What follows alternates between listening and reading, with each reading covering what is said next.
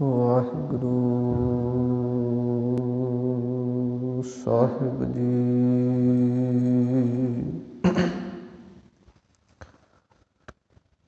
ਇੱਕ ਓੰਕਾਰ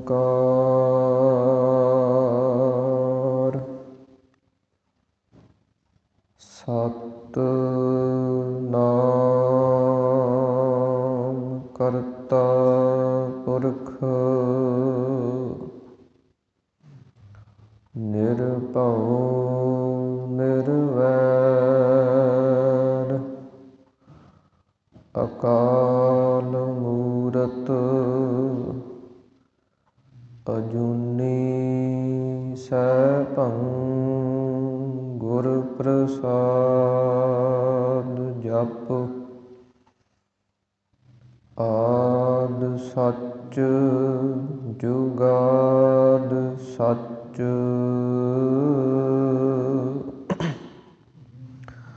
ਹੈ ਭੀ ਸੱਚ ਨਾਨਕ ਹੋਸੀ ਭੀ ਸੱਚ।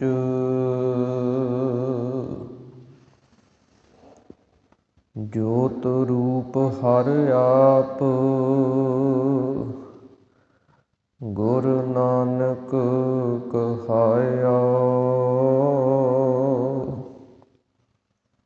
ਤਾਤੇ ਅੰਗਦ ਭਇਓ ਤਤ ਸਿਉ ਤਤ ਮਿਲਾਇਆ।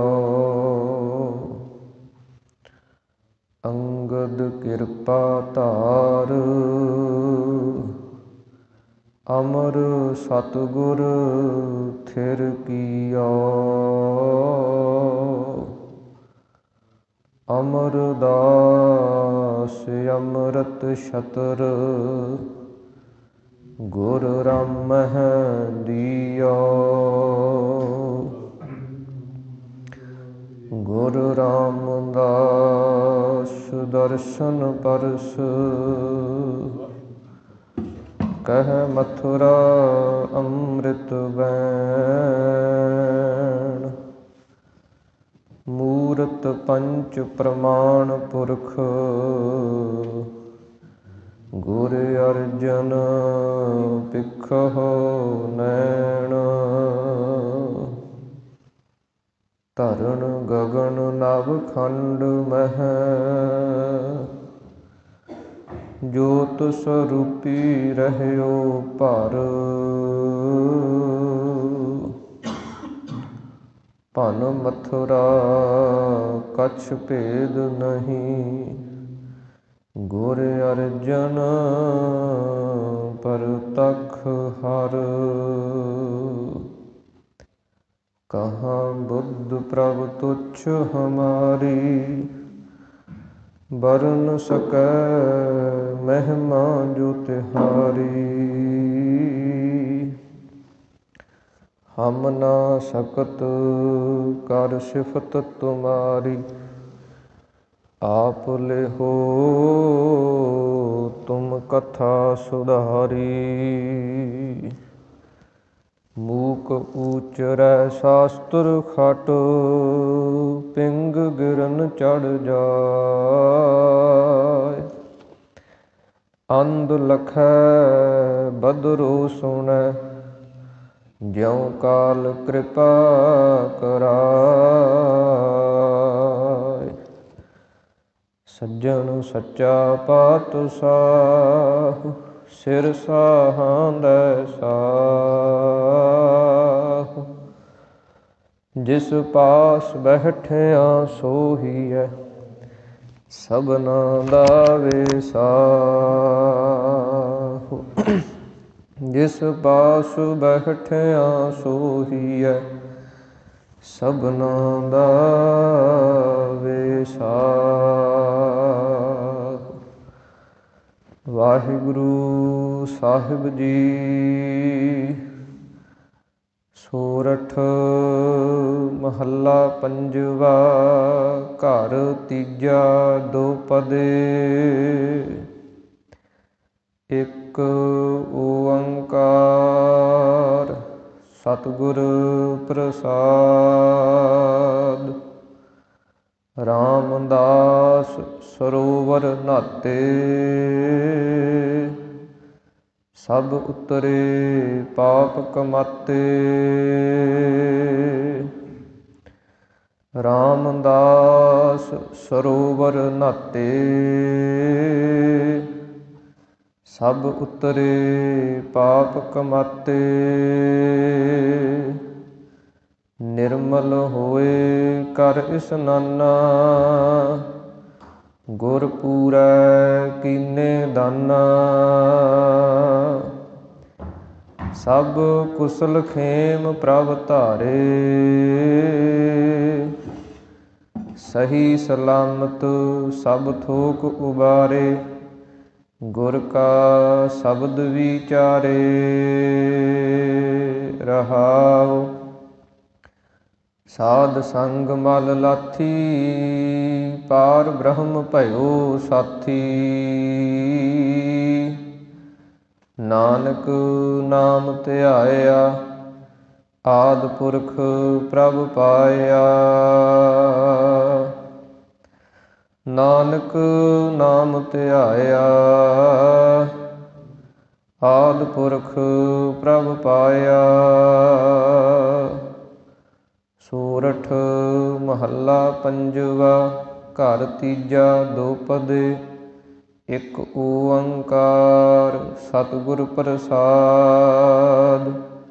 ਰਾਮਦਾਸ ਸਰੋਵਰ ਨਾਤੇ,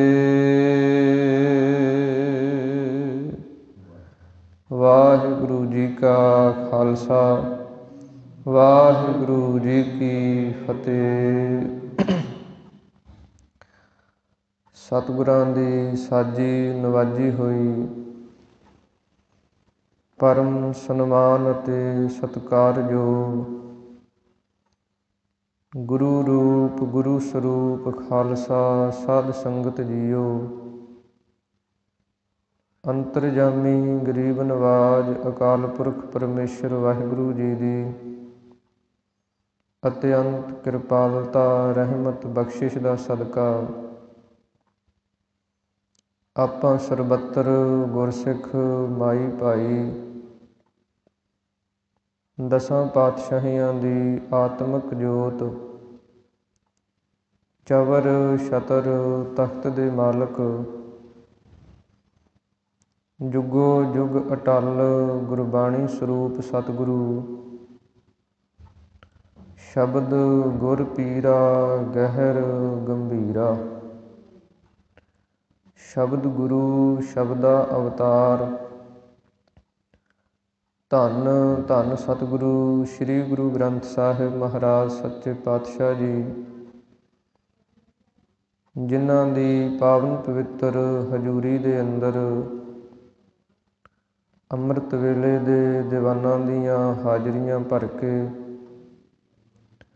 ਸਤ ਸੰਗਤ ਦੀਆਂ ਘੜੀਆਂ ਦਾ ਆਨੰਦ ਮਾਣਦਿਆਂ ਹੋਇਆਂ ਆਪਣੇ ਸਮੇਂ ਨੂੰ ਜੀਵਨ ਨੂੰ ਸਫਲ ਬਣਾ ਰਹੇ ਹਾਂ। ਸਤਿਗੁਰਾਂ ਦੀ ਮਹਾਨ ਕਿਰਪਾ ਹੋਈ ਹੈ। ਅੰਮ੍ਰਿਤ ਵੇਲੇ ਗ੍ਰੰਥੀ ਸਿੰਘ ਸਾਹਿਬਾਨ ਜੀ ਵੱਲੋਂ ਸਤਿਗੁਰਾਂ ਦੇ ਪਾਵਨ ਪ੍ਰਕਾਸ਼ ਦੀ ਸੇਵਾ ਕੀਤੀ ਗਈ। ਉਸ ਤੋਂ ਉਪਰੰਤ ਨਿਤਨੇਮ ਦੀਆਂ ਪਾਵਨ ਬਾਣੀਆਂ ਦੇ ਜਾਪ ਬੜੇ ਪ੍ਰੇਮ ਸ਼ਰਧਾ ਭਾਵਨਾ ਦੇ ਨਾਲ ਪੜ੍ਹੇ ਸੁਣੇ ਗਏ ਹਨ। ਉਸ ਤੋਂ ਉਪਰੰਤ ਸਤਿਗੁਰਾਂ ਦੀ ਪਾਵਨ ਗੁਰਬਾਣੀ ਦੀ ਚੱਲ ਰਹੀ ਲੜੀਵਾਰ ਕਥਾ ਦੇ ਵਿੱਚੋਂ ਆਪਾਂ ਸ਼ਬਦ ਦਾ ਪਾਠ ਸਰਵਣ ਕੀਤਾ ਹੈ। ਧੰਨ ਸ੍ਰੀ ਗੁਰੂ ਅਰਜਨ ਦੇਵ ਮਹਾਰਾਜ ਸੱਚੇ ਪਾਤਸ਼ਾਹ ਜੀ ਦੇ ਸੋਰਠ ਰਾਗ ਦੇ ਅੰਦਰ ਉਚਾਰਨ ਕੀਤੇ ਹੋਏ ਸ਼ਬਦਾਂ ਦੇ ਅੰਦਰ ਇਹ ਕਥਾ ਚੱਲ ਰਹੀ ਹੈ। ਪਿੱਛੇ ਸਤਿਗੁਰਾਂ ਦੇ 4-4 ਪਦਿਆਂ ਵਾਲੇ ਚੌਪਦੇ ਸ਼ਬਦ ਜਿਹੜੇ ਹਨ ਉਹ ਸੰਪੂਰਨ ਹੋਏ ਹਨ। ਅੱਜ 2-2 ਪਦਿਆਂ ਵਾਲੇ ਜਿਹੜੇ ਸ਼ਬਦ ਹਨ ਸੋਰਠ ਰਾਗ ਦੇ ਅੰਦਰ ਸਤਿਗੁਰਾਂ ਦੇ ਉਚਾਰਨ ਕੀਤੇ ਹੋਏ ਉਹ ਪ੍ਰਾਰੰਭ ਹੋ ਰਹੇ ਹਨ। ਇਹ ਗੁਰਬਾਣੀ ਦੀ ਪਾਵਨ ਕਥਾ ਸਤਿਗੁਰਾਂ ਦੇ 625 ਅੰਗ 'ਤੇ ਚੱਲ ਰਹੀ ਹੈ। ਸਤਿਗੁਰੂ ਸ੍ਰੀ ਗੁਰੂ ਅਰਜਨ ਦੇਵ ਮਹਾਰਾਜ ਸੱਚੇ ਪਾਤਸ਼ਾਹ ਜੀ ਇਸ ਪਾਵਨ ਪਵਿੱਤਰ ਸ਼ਬਦ ਦੇ ਅੰਦਰ ਜੋ ਸਿੱਖ ਪੰਥ ਦਾ, ਖਾਲਸੇ ਪੰਥ ਦਾ ਕੇਂਦਰੀ ਅਸਥਾਨ ਧੰਨ ਧੰਨ ਸ੍ਰੀ ਹਰਿਮੰਦਰ ਸਾਹਿਬ ਜੀ, ਉਸ ਦੀ ਪਾਵਨ ਮਹਿਮਾ, ਉਸ ਅੰਮ੍ਰਿਤ ਸਰੋਵਰ ਦੀ ਪਾਵਨ ਪਵਿੱਤਰ ਉਸਤਤ ਨੂੰ ਇਸ ਪਾਵਨ ਪਵਿੱਤਰ ਸ਼ਬਦ ਦੇ ਅੰਦਰ ਸਤਿਗੁਰੂ ਜੀ ਬਿਆਨ ਕਰਦੇ ਹਨ।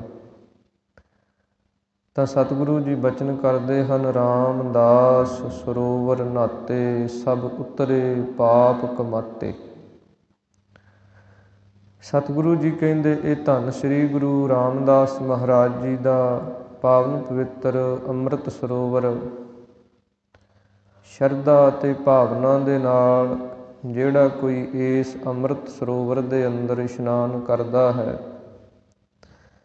ਉਹਦੇ ਕੀਤੇ ਕਰਮਾਂ ਅਨੁਸਾਰ ਜਿਹੜੇ ਕੋਈ ਦੁੱਖ ਲੱਗੇ ਹੁੰਦੇ ਹੈ, ਜਿਹੜੇ ਪਾਪ ਰੂਪ ਹੋ ਜਾਂਦੇ ਹੈ, ਉਹ ਸਾਰੇ ਦੁੱਖ ਜਿਹੜੇ ਹੈ ਇਸ ਅੰਮ੍ਰਿਤ ਸਰੋਵਰ ਦੇ ਅੰਦਰ ਟੁੱਟ ਜਾਂਦੇ ਹੈ। ਇਹ ਸਤਿਗੁਰਾਂ ਦੇ ਪਾਵਨ ਪਵਿੱਤਰ ਹਰਿਮੰਦਰ ਸਾਹਿਬ ਅੰਮ੍ਰਿਤ ਸਰੋਵਰ ਦੀ ਮਹਾਨਤਾ ਹੈ। ਕਿਉਂਕਿ ਸੰਸਾਰ ਦੇ ਅੰਦਰ ਬੜੇ ਤੀਰਥ ਇਸ਼ਨਾਨ ਹਨ, ਤੀਰਥ ਅਸਥਾਨ ਮੰਨੇ ਹਨ।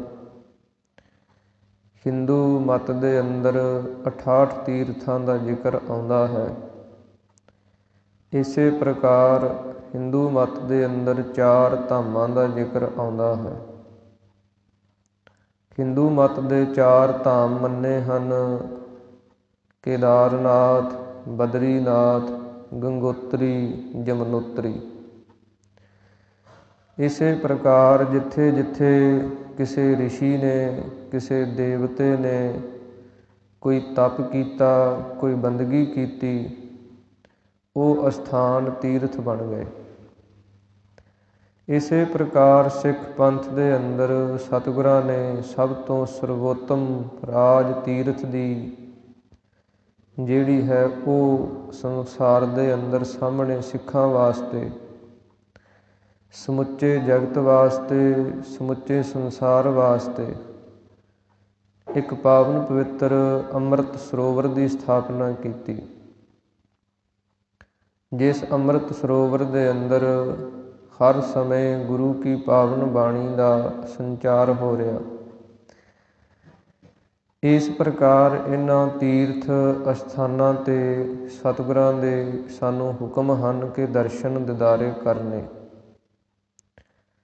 ਅਰਦਾਸ ਦੇ ਅੰਦਰ ਆਪਾਂ ਮੰਗ ਕਰਦੇ ਹਾਂ, ਆਪਾਂ ਅਰਦਾਸ ਬੇਨਤੀ ਤਰਲਾ ਲੈਂਦੇ ਹਾਂ ਕਿ ਪਾਵਨ ਪਵਿੱਤਰ ਹਰਿਮੰਦਰ ਸਾਹਿਬ ਜੀ ਦੇ ਦਰਸ਼ਨ ਦਿਦਾਰ ਇਸ਼ਨਾਨ ਬਖਸ਼ਿਸ਼ ਕਰਨੇ।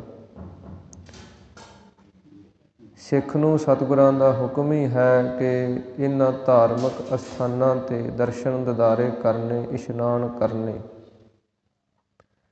ਕਿਉਂਕਿ ਜਦੋਂ ਅਸੀਂ ਧਾਰਮਿਕ ਅਸਥਾਨਾਂ 'ਤੇ ਜਾਂਦੇ ਹਾਂ, ਉਹਦੇ ਲਾਭ ਬਹੁਤ ਹੁੰਦੇ ਹੈ। ਲਾਭ ਉਹਦੇ ਕੀ ਹੁੰਦੇ ਹੈ? ਜਦੋਂ ਅਸੀਂ ਗੁਰੂ ਕੇ ਇਤਿਹਾਸਕ ਅਸਥਾਨਾਂ 'ਤੇ ਜਾਂਦੇ ਹਾਂ, ਉੱਥੇ ਜੋ ਸਤਿਗੁਰਾਂ ਨੇ ਕੌਤਕ ਕੀਤੇ ਹੈ, ਜੋ ਸਤਿਗੁਰਾਂ ਨੇ ਉਪਦੇਸ਼ ਉੱਥੇ ਬਖਸ਼ਿਸ਼ ਕੀਤੇ ਹੈ, ਜਦੋਂ ਆਪਾਂ ਉਹਨਾਂ ਨੂੰ ਉਸੇ ਜਗ੍ਹਾ 'ਤੇ ਜਾ ਕੇ ਸੁਣਦੇ ਹਾਂ ਜਾਂ ਪੜ੍ਹਦੇ ਹਾਂ, ਤਾਂ ਸਾਡੇ ਅੰਦਰ ਸ਼ਰਧਾ, ਭਾਵਨਾ, ਪ੍ਰੇਮ ਇਹ ਚੀਜ਼ਾਂ ਪੈਦਾ ਹੁੰਦੀਆਂ। ਸਾਡੇ ਮਨ ਦੇ ਅੰਦਰ ਗੁਰੂ ਕੀ ਸਿੱਖੀ ਦੇ ਪ੍ਰਤੀ ਪ੍ਰੇਮ ਅਤੇ ਭਾਵਨਾ ਪੈਦਾ ਹੁੰਦੀ ਹੈ। ਇਸ ਕਰਕੇ ਜਦੋਂ ਆਪਾਂ ਇਹਨਾਂ ਧਾਰਮਿਕ ਅਸਥਾਨਾਂ 'ਤੇ ਜਾਣਾ ਹੈ, ਜਿੱਥੇ ਆਪਾਂ ਅੰਮ੍ਰਿਤ ਸਰੋਵਰਾਂ ਦੇ ਅੰਦਰ ਇਸ਼ਨਾਨ ਕਰਨੇ ਹਨ, ਉੱਥੇ ਜੋ ਸਤਿਗੁਰਾਂ ਨੇ ਉੱਥੇ ਕੌਤਕ ਕੀਤੇ, ਜੋ ਸਿੱਖਿਆ ਬਖਸ਼ਿਸ਼ ਕੀਤੀ, ਉਹਨੂੰ ਵੀ ਆਪਣੇ ਮਨ ਦੇ ਅੰਦਰ ਧਾਰਨ ਕਰਨਾ, ਇਹ ਸਾਡਾ ਪ੍ਰਯੋਜਨ ਹੋਣਾ ਚਾਹੀਦਾ। ਜਿਵੇਂ ਆਪਾਂ ਅਨੰਦਪੁਰ ਸਾਹਿਬ ਦੀ ਧਰਤੀ 'ਤੇ ਜਾਂਦੇ ਹਾਂ, ਸਤਿਗੁਰਾਂ ਨੇ ਸਾਰੇ ਤੀਰਥ ਸਿੱਖਾਂ ਦੇ ਸਭ ਤੋਂ ਵੱਖਰੇ ਹੀ ਬਣਾ ਦਿੱਤੇ। ਅਨੰਦਪੁਰ ਸਾਹਿਬ ਆਪਾਂ ਦਰਸ਼ਨ ਦਿਦਾਰੇ ਕਰਨ ਜਾਂਦੇ ਹਾਂ ਅਤੇ ਉੱਥੇ ਅਸਥਾਨ ਗੁਰੂ ਕੇ ਲਾਹੌਰ ਹਨ। ਗੁਰੂ ਕੇ ਲਾਹੌਰ ਜਦੋਂ ਆਪਾਂ ਦਰਸ਼ਨ ਕਰਨ ਜਾਂਦੇ ਹਾਂ, ਉੱਥੇ ਸਤਿਗੁਰਾਂ ਦਾ ਧੰਨ ਸ਼੍ਰੀ ਗੁਰੂ ਗੋਬਿੰਦ ਸਿੰਘ ਮਹਾਰਾਜ ਜੀ ਦਾ ਪਾਵਨ ਪਵਿੱਤਰ ਅਸਥਾਨ ਤ੍ਰਿਵੇਣੀ ਸਾਹਿਬ ਹੈ। ਇਹ ਸਤਿਗੁਰਾਂ ਨੇ ਜਲ ਦੀਆਂ 3 ਧਾਰਾਂ ਪ੍ਰਗਟ ਕੀਤੀਆਂ। ਜਦੋਂ ਸਤਿਗੁਰਾਂ ਦਾ ਵਿਆਹ ਦਾ ਕਾਰਜ ਸੀ ਇਸ ਧਰਤੀ 'ਤੇ, ਉਸ ਸਮੇਂ ਇੱਕ ਸਿੱਖ ਨੇ ਆ ਕੇ ਬੇਨਤੀ ਕੀਤੀ ਕਿ ਮਹਾਰਾਜ ਇੱਥੇ ਪਾਣੀ ਦੀ ਬੜੀ ਕਿੱਲਤ ਹੈ। ਉਹ ਸਿੱਖ ਦੀ ਡਿਊਟੀ ਵਸਤਰ ਧੋਣ 'ਤੇ ਲੱਗੀ ਹੋਈ ਸੀ। ਕਹਿੰਦਾ ਮਹਾਰਾਜ ਵਸਤਰ 'ਤੇ ਧੋ ਦਈਏ ਪਰ ਪਾਣੀ ਨਹੀਂ ਇੱਥੇ। ਤਾਂ ਸਤਿਗੁਰੂ ਜੀ ਕੁਝ ਸਿੰਘਾਂ ਨੂੰ ਸਿੱਖਾਂ ਨੂੰ ਨਾਲ ਲੈ ਕੇ ਇੱਕ ਪਹਾੜ ਦੀ ਤਰਫ ਨੂੰ ਇੱਕ ਪੱਥਰ ਦੀ ਸਿਲਾ ਸੀ, ਉੱਧਰ ਨੂੰ ਗਏ ਅਤੇ ਨਾਲ ਸਤਿਗੁਰਾਂ ਦੇ ਭੂਆ ਦੇ ਪੁੱਤ 5 ਸਨ। ਬੀਬੀ ਵੀਰੋ ਜੀ ਜੋ ਸ੍ਰੀ ਗੁਰੂ ਹਰਗੋਬਿੰਦ ਸਾਹਿਬ ਮਹਾਰਾਜ ਜੀ ਦੇ ਸਪੁੱਤਰੀ ਜੀ ਸਨ ਅਤੇ ਸਤਿਗੁਰਾਂ ਦੇ ਭੂਆ ਜੀ ਲੱਗਦੇ ਸਨ। ਉਹਨਾਂ ਦੇ 5 ਪੁੱਤਰ ਸਨ, ਭਾਈ ਸੰਗੋ ਸ਼ਾਹ ਜੀ, ਭਾਈ ਹਰੀ ਚੰਦ ਜੀ, ਇਸੇ ਪ੍ਰਕਾਰ ਭਾਈ ਮਾਰੀ ਚੰਦ ਜੀ, ਭਾਈ ਗੁਲਾਬ ਚੰਦ ਜੀ ਅਤੇ ਨਾਲ ਸਤਿਗੁਰਾਂ ਦੇ ਮਾਮਾ ਜੀ, ਮਾਮਾ ਕਿਰਪਾਲ ਚੰਦ ਜੀ। ਜਦੋਂ ਉੱਧਰ ਗਏ ਅਤੇ ਸਤਿਗੁਰਾਂ ਨੇ ਹੱਥ ਦੇ ਵਿੱਚ ਬਰਛਾ ਸੀ। ਜਦੋਂ ਬਰਛਾ ਸਤਿਗੁਰਾਂ ਨੇ ਇੱਕ ਸਿਲਾ ਦੇ ਵਿੱਚ ਮਾਰਿਆ ਅਤੇ ਇੱਕ ਹੱਥ ਤੱਕ ਬਰਛਾ ਉਸ ਸਿਲਾ ਦੇ ਵਿੱਚ ਧੱਸ ਗਿਆ। ਅਤੇ ਜਿਹੜੇ ਇਹ ਸਤਿਗੁਰਾਂ ਦੇ ਨਾਲ ਭੂਆ ਦੇ ਪੁੱਤਰ ਗਏ ਸਨ, ਇਹਨਾਂ ਨੂੰ ਸਰੀਰਕ ਬਲ ਬਹੁਤ ਸੀ ਅਤੇ ਸਤਿਗੁਰੂ ਜੀ ਕਿਸੇ ਦਾ ਜਿਹੜੀ ਸੂਖਮ ਹੰਗਤਾ ਹੁੰਦੀ ਹੈ ਉਹ ਵੀ ਨਾਸ਼ ਕਰ ਦਿੰਦੇ ਹੈ। ਤਾਂ ਸਤਿਗੁਰੂ ਜੀ ਇਹਨਾਂ ਨੂੰ ਇਹ ਸਿੱਖਿਆ ਬਖਸ਼ਣ ਵਾਸਤੇ ਕਿ ਅਤਿ ਸੂਰਾ ਜੇ ਕੋਊ ਕਹਾਵੈ, ਪ੍ਰਭ ਕੀ ਕਲਾ ਬਿਨਾ ਕਹਿ ਧਾਵੈ। ਇਹ ਸਰੀਰਕ ਬਲ ਜਿਹੜਾ, ਸਰੀਰਕ ਤਾਕਤ ਜਿਹੜੀ ਹੈ, ਇਹ ਵੀ ਪਰਮੇਸ਼ਰ ਦੀ ਦਿੱਤੀ ਹੋਈ ਹੈ। ਤਾਂ ਸਤਿਗੁਰੂ ਜੀ ਕਹਿਣ ਲੱਗੇ ਭਾਈ ਸੰਗੋ ਸ਼ਾਹ ਜੀ ਇਸ ਬਰਛੇ ਨੂੰ ਪੱਟੋ, ਤੁਹਾਡੇ 'ਚ ਤਾਕਤ ਬਹੁਤ ਹੈ। ਜਦੋਂ ਉਹ ਬਰਛੇ ਨੂੰ ਪੱਟਣ ਲੱਗੇ ਅਤੇ ਜ਼ੋਰ ਲਾਉਣ, ਬਰਛਾ ਪੱਟਿਆ ਨਾ ਜਾਏ ਅਤੇ ਬੜੇ ਸ਼ਰਮਸਾਰ ਹੋਏ। ਤਾਂ ਸਤਿਗੁਰਾਂ ਨੇ ਜਿਵੇਂ ਰੇਤ ਦੇ ਵਿੱਚੋਂ ਕੋਈ ਸੋਟੀ ਖਿੱਚੀ ਦੀ ਹੈ ਹਿਲਾ ਕੇ, ਇੱਦਾਂ ਬਰਛਾ ਹਿਲਾ ਕੇ ਜਦੋਂ ਕੱਢਿਆ, ਜਲ ਦੀ ਧਾਰਾ ਪ੍ਰਗਟ ਹੋ ਗਈ। ਇਸੇ ਪ੍ਰਕਾਰ ਫਿਰ ਜਿਹੜਾ ਸਤਿਗੁਰਾਂ ਦੇ ਨਾਲ ਭਾਈ ਸੰਗੋ ਸ਼ਾਹ ਦਾ ਦੂਸਰਾ ਭਰਾ ਸੀ ਮਾਰੀ ਚੰਦ, ਉਹ ਆਪਣੇ ਮਨ ਦੇ ਵਿੱਚ ਸੋਚਣ ਲੱਗ ਪਿਆ, ਕਹਿੰਦਾ ਜੇ ਮਹਾਰਾਜ ਮੈਨੂੰ ਕਹਿੰਦੇ ਤਾਂ ਮੈਂ ਪੁੱਟ ਦੇਣਾ ਸੀ। ਕਿਉਂਕਿ ਅੰਦਰ ਜਿਹੜੀ ਮਨ ਦੇ ਅੰਦਰ ਕਈ ਵਾਰੀ ਹੰਗਤਾ ਆ ਜਾਂਦੀ ਹੈ ਅਤੇ ਮਨ ਦੇ ਵਿੱਚ ਸੋਚਣ ਲੱਗ ਪਿਆ ਕਿ ਜੇ ਮਹਾਰਾਜ ਮੈਨੂੰ ਕਹਿੰਦੇ ਤਾਂ ਮੈਂ ਪੱਟ ਦੇਣਾ ਸੀ। ਸਤਿਗੁਰਾਂ ਨੇ ਫਿਰ ਬਰਛਾ ਲੈ ਕੇ ਉਹਦੇ ਨਾਲ ਹੀ ਦੂਸਰੀ ਥਾਂ 'ਤੇ ਫਿਰ ਮਾਰਿਆ, ਫਿਰ ਧੱਸ ਗਿਆ ਅਤੇ ਸਤਿਗੁਰੂ ਜੀ ਕਹਿਣ ਲੱਗੇ ਮਾਰੀ ਚੰਦ ਜੀ ਹੁਣ ਤੁਸੀਂ ਜ਼ੋਰ ਲਾ ਲਓ। ਜਦੋਂ ਉਹਨਾਂ ਨੇ ਵੀ ਜ਼ੋਰ ਲਾਇਆ ਅਤੇ ਨਹੀਂ ਨਿਕਲਿਆ, ਉਹ ਵੀ ਬੜੇ ਸ਼ਰਮਸਾਰ ਜਿਹੇ ਹੋਏ। ਫਿਰ ਸਤਿਗੁਰਾਂ ਨੇ ਬਰਛਾ ਖਿੱਚਿਆ, ਉੱਥੋਂ ਵੀ ਜਲ ਦੀ ਧਾਰਾ ਪ੍ਰਗਟ ਹੋਈ। ਫਿਰ ਨਾਲ ਮਾਮਾ ਕਿਰਪਾਲ ਚੰਦ ਸੀ ਸਨ, ਉਹ ਕਹਿਣ ਲੱਗੇ ਮਹਾਰਾਜ ਜਿੱਥੇ ਤੁਸੀਂ ਇਹ ਕਿਰਪਾ ਕੀਤੀ ਹੈ ਉੱਥੇ ਇੱਕ ਧਾਰਾ ਹੋਰ ਪ੍ਰਗਟ ਕਰ ਦਿਓ, ਤ੍ਰਿਵੇਣੀ ਬਣਾ ਦਿਓ। ਕਿੱਥੇ ਗੁਰੂ ਕੇ ਸਿੱਖ ਇਲਾਹਾਬਾਦ, ਪ੍ਰਯਾਗਰਾਜ ਅਤੇ ਹਿੰਦੂਆਂ ਦੇ ਅਸਥਾਨਾਂ 'ਤੇ ਤ੍ਰਿਵੇਣੀ ਲੱਭਦੇ ਫਿਰਨਗੇ। ਸਿੱਖਾਂ ਦੇ ਅੰਦਰ ਇਹ ਨਾ ਆ ਜਾਏ ਕਿ ਸਾਡੇ ਗੁਰੂ ਨੇ ਸਾਨੂੰ ਤ੍ਰਿਵੇਣੀ ਨਹੀਂ ਬਣਾ ਕੇ ਦਿੱਤੀ। ਤਾਂ ਸਤਿਗੁਰੂ ਜੀ ਬੜੇ ਪ੍ਰਸੰਨ ਹੋਏ। ਇਤਿਹਾਸ ਦੇ ਅੰਦਰ ਬਚਨ ਆਉਂਦੇ ਹਨ ਕਿ ਮਾਮਾ ਕਿਰਪਾਲ ਚੰਦ ਜੀ ਨੇ ਜੋ ਬੇਨਤੀ ਕੀਤੀ, ਮਾਤਲ ਕਹਿਓ ਸੁਣੋ ਪ੍ਰਭ ਜੂ, ਜੁਗ ਧਾਰ ਚੱਲੀ ਜਲ ਕੀ, ਕਹਿਓ ਤ੍ਰਿਵੇਣੀ ਇਹਾਂ ਕਰੀਐ, ਸਭ ਸੰਗਤ ਦਰਸੈ ਪਾਸ਼ਲ ਕੀ। ਸਤਿਗੁਰਾਂ ਨੂੰ ਕਹਿਣ ਲੱਗੇ, ਮਹਾਰਾਜ ਜੋ ਸਿੱਖ ਸੰਗਤਾਂ ਪਿੱਛੋਂ ਆਇਆ ਕਰਨਗੀਆਂ ਉਹ ਦਰਸ਼ਨ ਕਰਿਆ ਕਰਨਗੀਆਂ ਕਿ ਇਹ ਸਾਡੇ ਗੁਰੂ ਨੇ ਤਰਵੈਣੀ ਲਾਈ ਹੈ। ਤਾਂ ਸਤਿਗੁਰਾਂ ਨੇ ਉੱਥੇ ਵਰਸ਼ਾ ਮਾਰ ਕੇ 3 ਧਾਰਾਂ ਜਲ ਦੀਆਂ ਪ੍ਰਗਟ ਕੀਤੀਆਂ। ਅੱਜ ਵੀ ਉਹ ਅਸਥਾਨ ਪ੍ਰਗਟ ਰੂਪ ਦੇ ਅੰਦਰ ਬਣਿਆ ਹੋਇਆ। ਇਹ ਸਾਡੇ ਗੁਰੂ ਦੀਆਂ ਵਡਿਆਈਆਂ ਹਨ, ਸਾਡੇ ਗੁਰੂ ਦੀਆਂ ਬਰਕਤਾਂ ਹਨ। ਇਸ ਪ੍ਰਕਾਰ ਜਦੋਂ ਆਪਾਂ ਇਹਨਾਂ ਪਾਵਨ ਪਵਿੱਤਰ ਅਸਥਾਨਾਂ 'ਤੇ ਜਾਂਦੇ ਹਾਂ, ਉੱਥੇ ਜਾ ਕੇ ਗੁਰੂ ਕਾ ਇਤਿਹਾਸ ਸਰਵਣ ਕਰਦੇ ਹਾਂ, ਪੜ੍ਹਦੇ ਹਾਂ, ਅਤੇ ਸਾਡੇ ਅੰਦਰ ਇਹ ਸ਼ਰਧਾ, ਭਾਵਨਾ, ਵਿਸ਼ਵਾਸ, ਭਰੋਸਾ, ਇਹ ਗੁਣ ਆ ਜਾਂਦੇ। ਇਸ ਕਰਕੇ ਸਤਿਗੁਰੂ ਜੀ ਕਹਿੰਦੇ ਹਨ, ਇਹਨਾਂ ਧਾਰਮਿਕ ਅਸਥਾਨਾਂ 'ਤੇ ਪਾਵਨ ਪਵਿੱਤਰ ਹਰਿਮੰਦਰ ਸਾਹਿਬ ਦੇ ਅੰਦਰ ਐਸੀ ਸਤਿਗੁਰਾਂ ਨੇ ਮਹਾਨ ਕਿਰਪਾ ਕੀਤੀ ਹੈ। ਸਤਿਗੁਰੂ ਜੀ ਆਪਣੀ ਪਾਵਨ ਬਾਣੀ ਅੰਦਰ ਇਸ ਪਾਵਨ ਪਵਿੱਤਰ ਅਸਥਾਨ ਦੀ ਮਹਿਮਾ ਬਿਆਨ ਕਰਦੇ ਹਨ। ਡਿੱਠੇ ਸਭੇ ਥਾਵ ਨਹੀਂ ਤੁਧ ਜੇਹਿਆ, ਬੱਧੋ ਪੁਰਖ ਵਿਧਾਤੈ ਤਾਂ ਤੂੰ ਸੋਹਿਆ। ਵਸਦੀ ਸਗਨ ਅਪਾਰ ਅਨੂਪ ਰਾਮਦਾਸਪੁਰ, ਹਰਹਾ ਨਾਨਕ ਕਸਮਲ ਜਾਹੇ ਨਾਇਐ ਰਾਮਦਾਸ ਸਰ। ਇਸ ਪ੍ਰਕਾਰ ਸਤਿਗੁਰਾਂ ਨੇ ਸਾਡੇ 'ਤੇ ਕਿਰਪਾ ਕਰਕੇ ਮਹਾਨ ਅੰਮ੍ਰਿਤ ਦਾ ਸਰੋਵਰ ਸਾਨੂੰ ਬਖਸ਼ਿਸ਼ ਕੀਤਾ। ਉਸ ਦੀ ਮਹਿਮਾ ਦੇ ਵਿੱਚ ਸਤਿਗੁਰੂ ਜੀ ਇਹ ਪਾਵਨ ਪਵਿੱਤਰ ਸ਼ਬਦ ਉਚਾਰਨ ਕਰ ਰਹੇ ਹਨ। ਮਨ ਬਿਰਤੀਆਂ ਨੂੰ ਇਕਾਗਰ ਕਰਕੇ ਆਪਾਂ ਇਸ ਪਾਵਨ ਪਵਿੱਤਰ ਸ਼ਬਦ ਦੀ ਵਿਚਾਰ ਨੂੰ ਸਰਵਣ ਕਰਨ ਦੇ ਯਤਨ ਕਰੀਏ।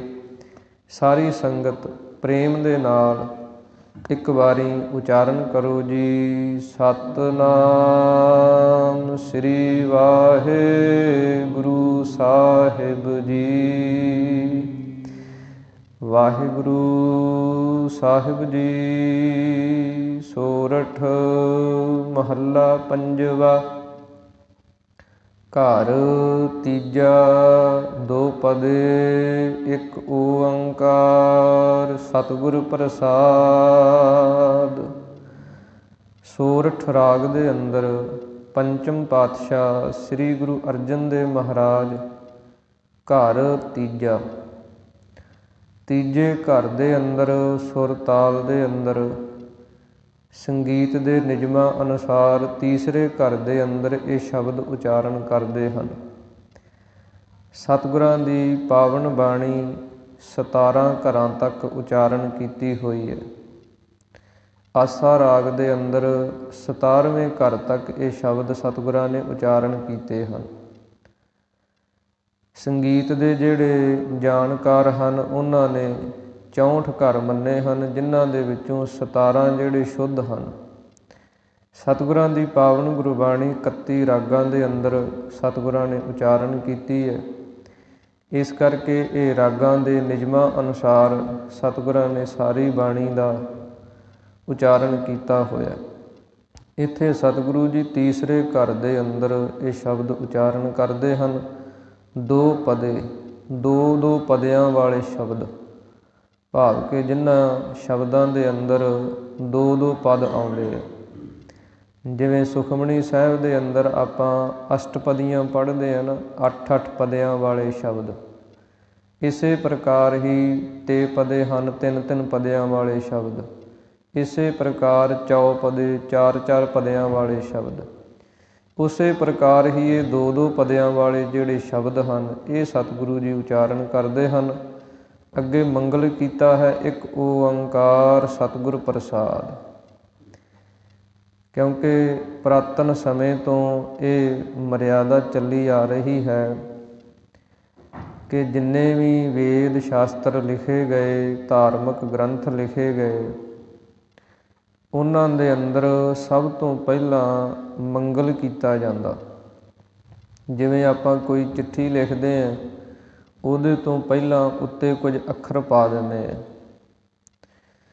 ਇਸੇ ਪ੍ਰਕਾਰ ਹੀ ਸਤਿਗੁਰਾਂ ਨੇ ਪੁਰਾਣੇ ਸਮੇਂ ਦੇ ਅੰਦਰ ਜਿਹੜੇ ਕੋਈ ਰਿਸ਼ੀ ਮੁਨੀ ਸਨ, ਉਹ ਆਪੋ ਆਪਣੇ ਇਸ਼ਟ ਦੇ ਅਨੁਸਾਰ ਜਿਹੜਾ ਕਿਸੇ ਨੂੰ ਮੰਨਦਾ ਸੀ ਉਹਦਾ ਮੰਗਲ ਕਰਦਾ ਸੀ। ਜਿਹੜੇ ਕੋਈ ਗਣੇਸ਼ ਜੀ ਨੂੰ ਮੰਨਣ ਵਾਲੇ ਸਨ ਉਹਨਾਂ ਨੇ ਗਣੇਸ਼ ਜੀ ਦਾ ਮੰਗਲ ਕੀਤਾ। ਜਿਹੜੇ ਸਰਸਵਤੀ ਦੇਵੀ ਨੂੰ, ਵਿਦਿਆ ਦੀ ਦਾਤੀ ਨੂੰ ਮੰਨਦੇ ਸਨ, ਉਹਨਾਂ ਨੇ ਉਹਦਾ ਮੰਗਲ ਕੀਤਾ।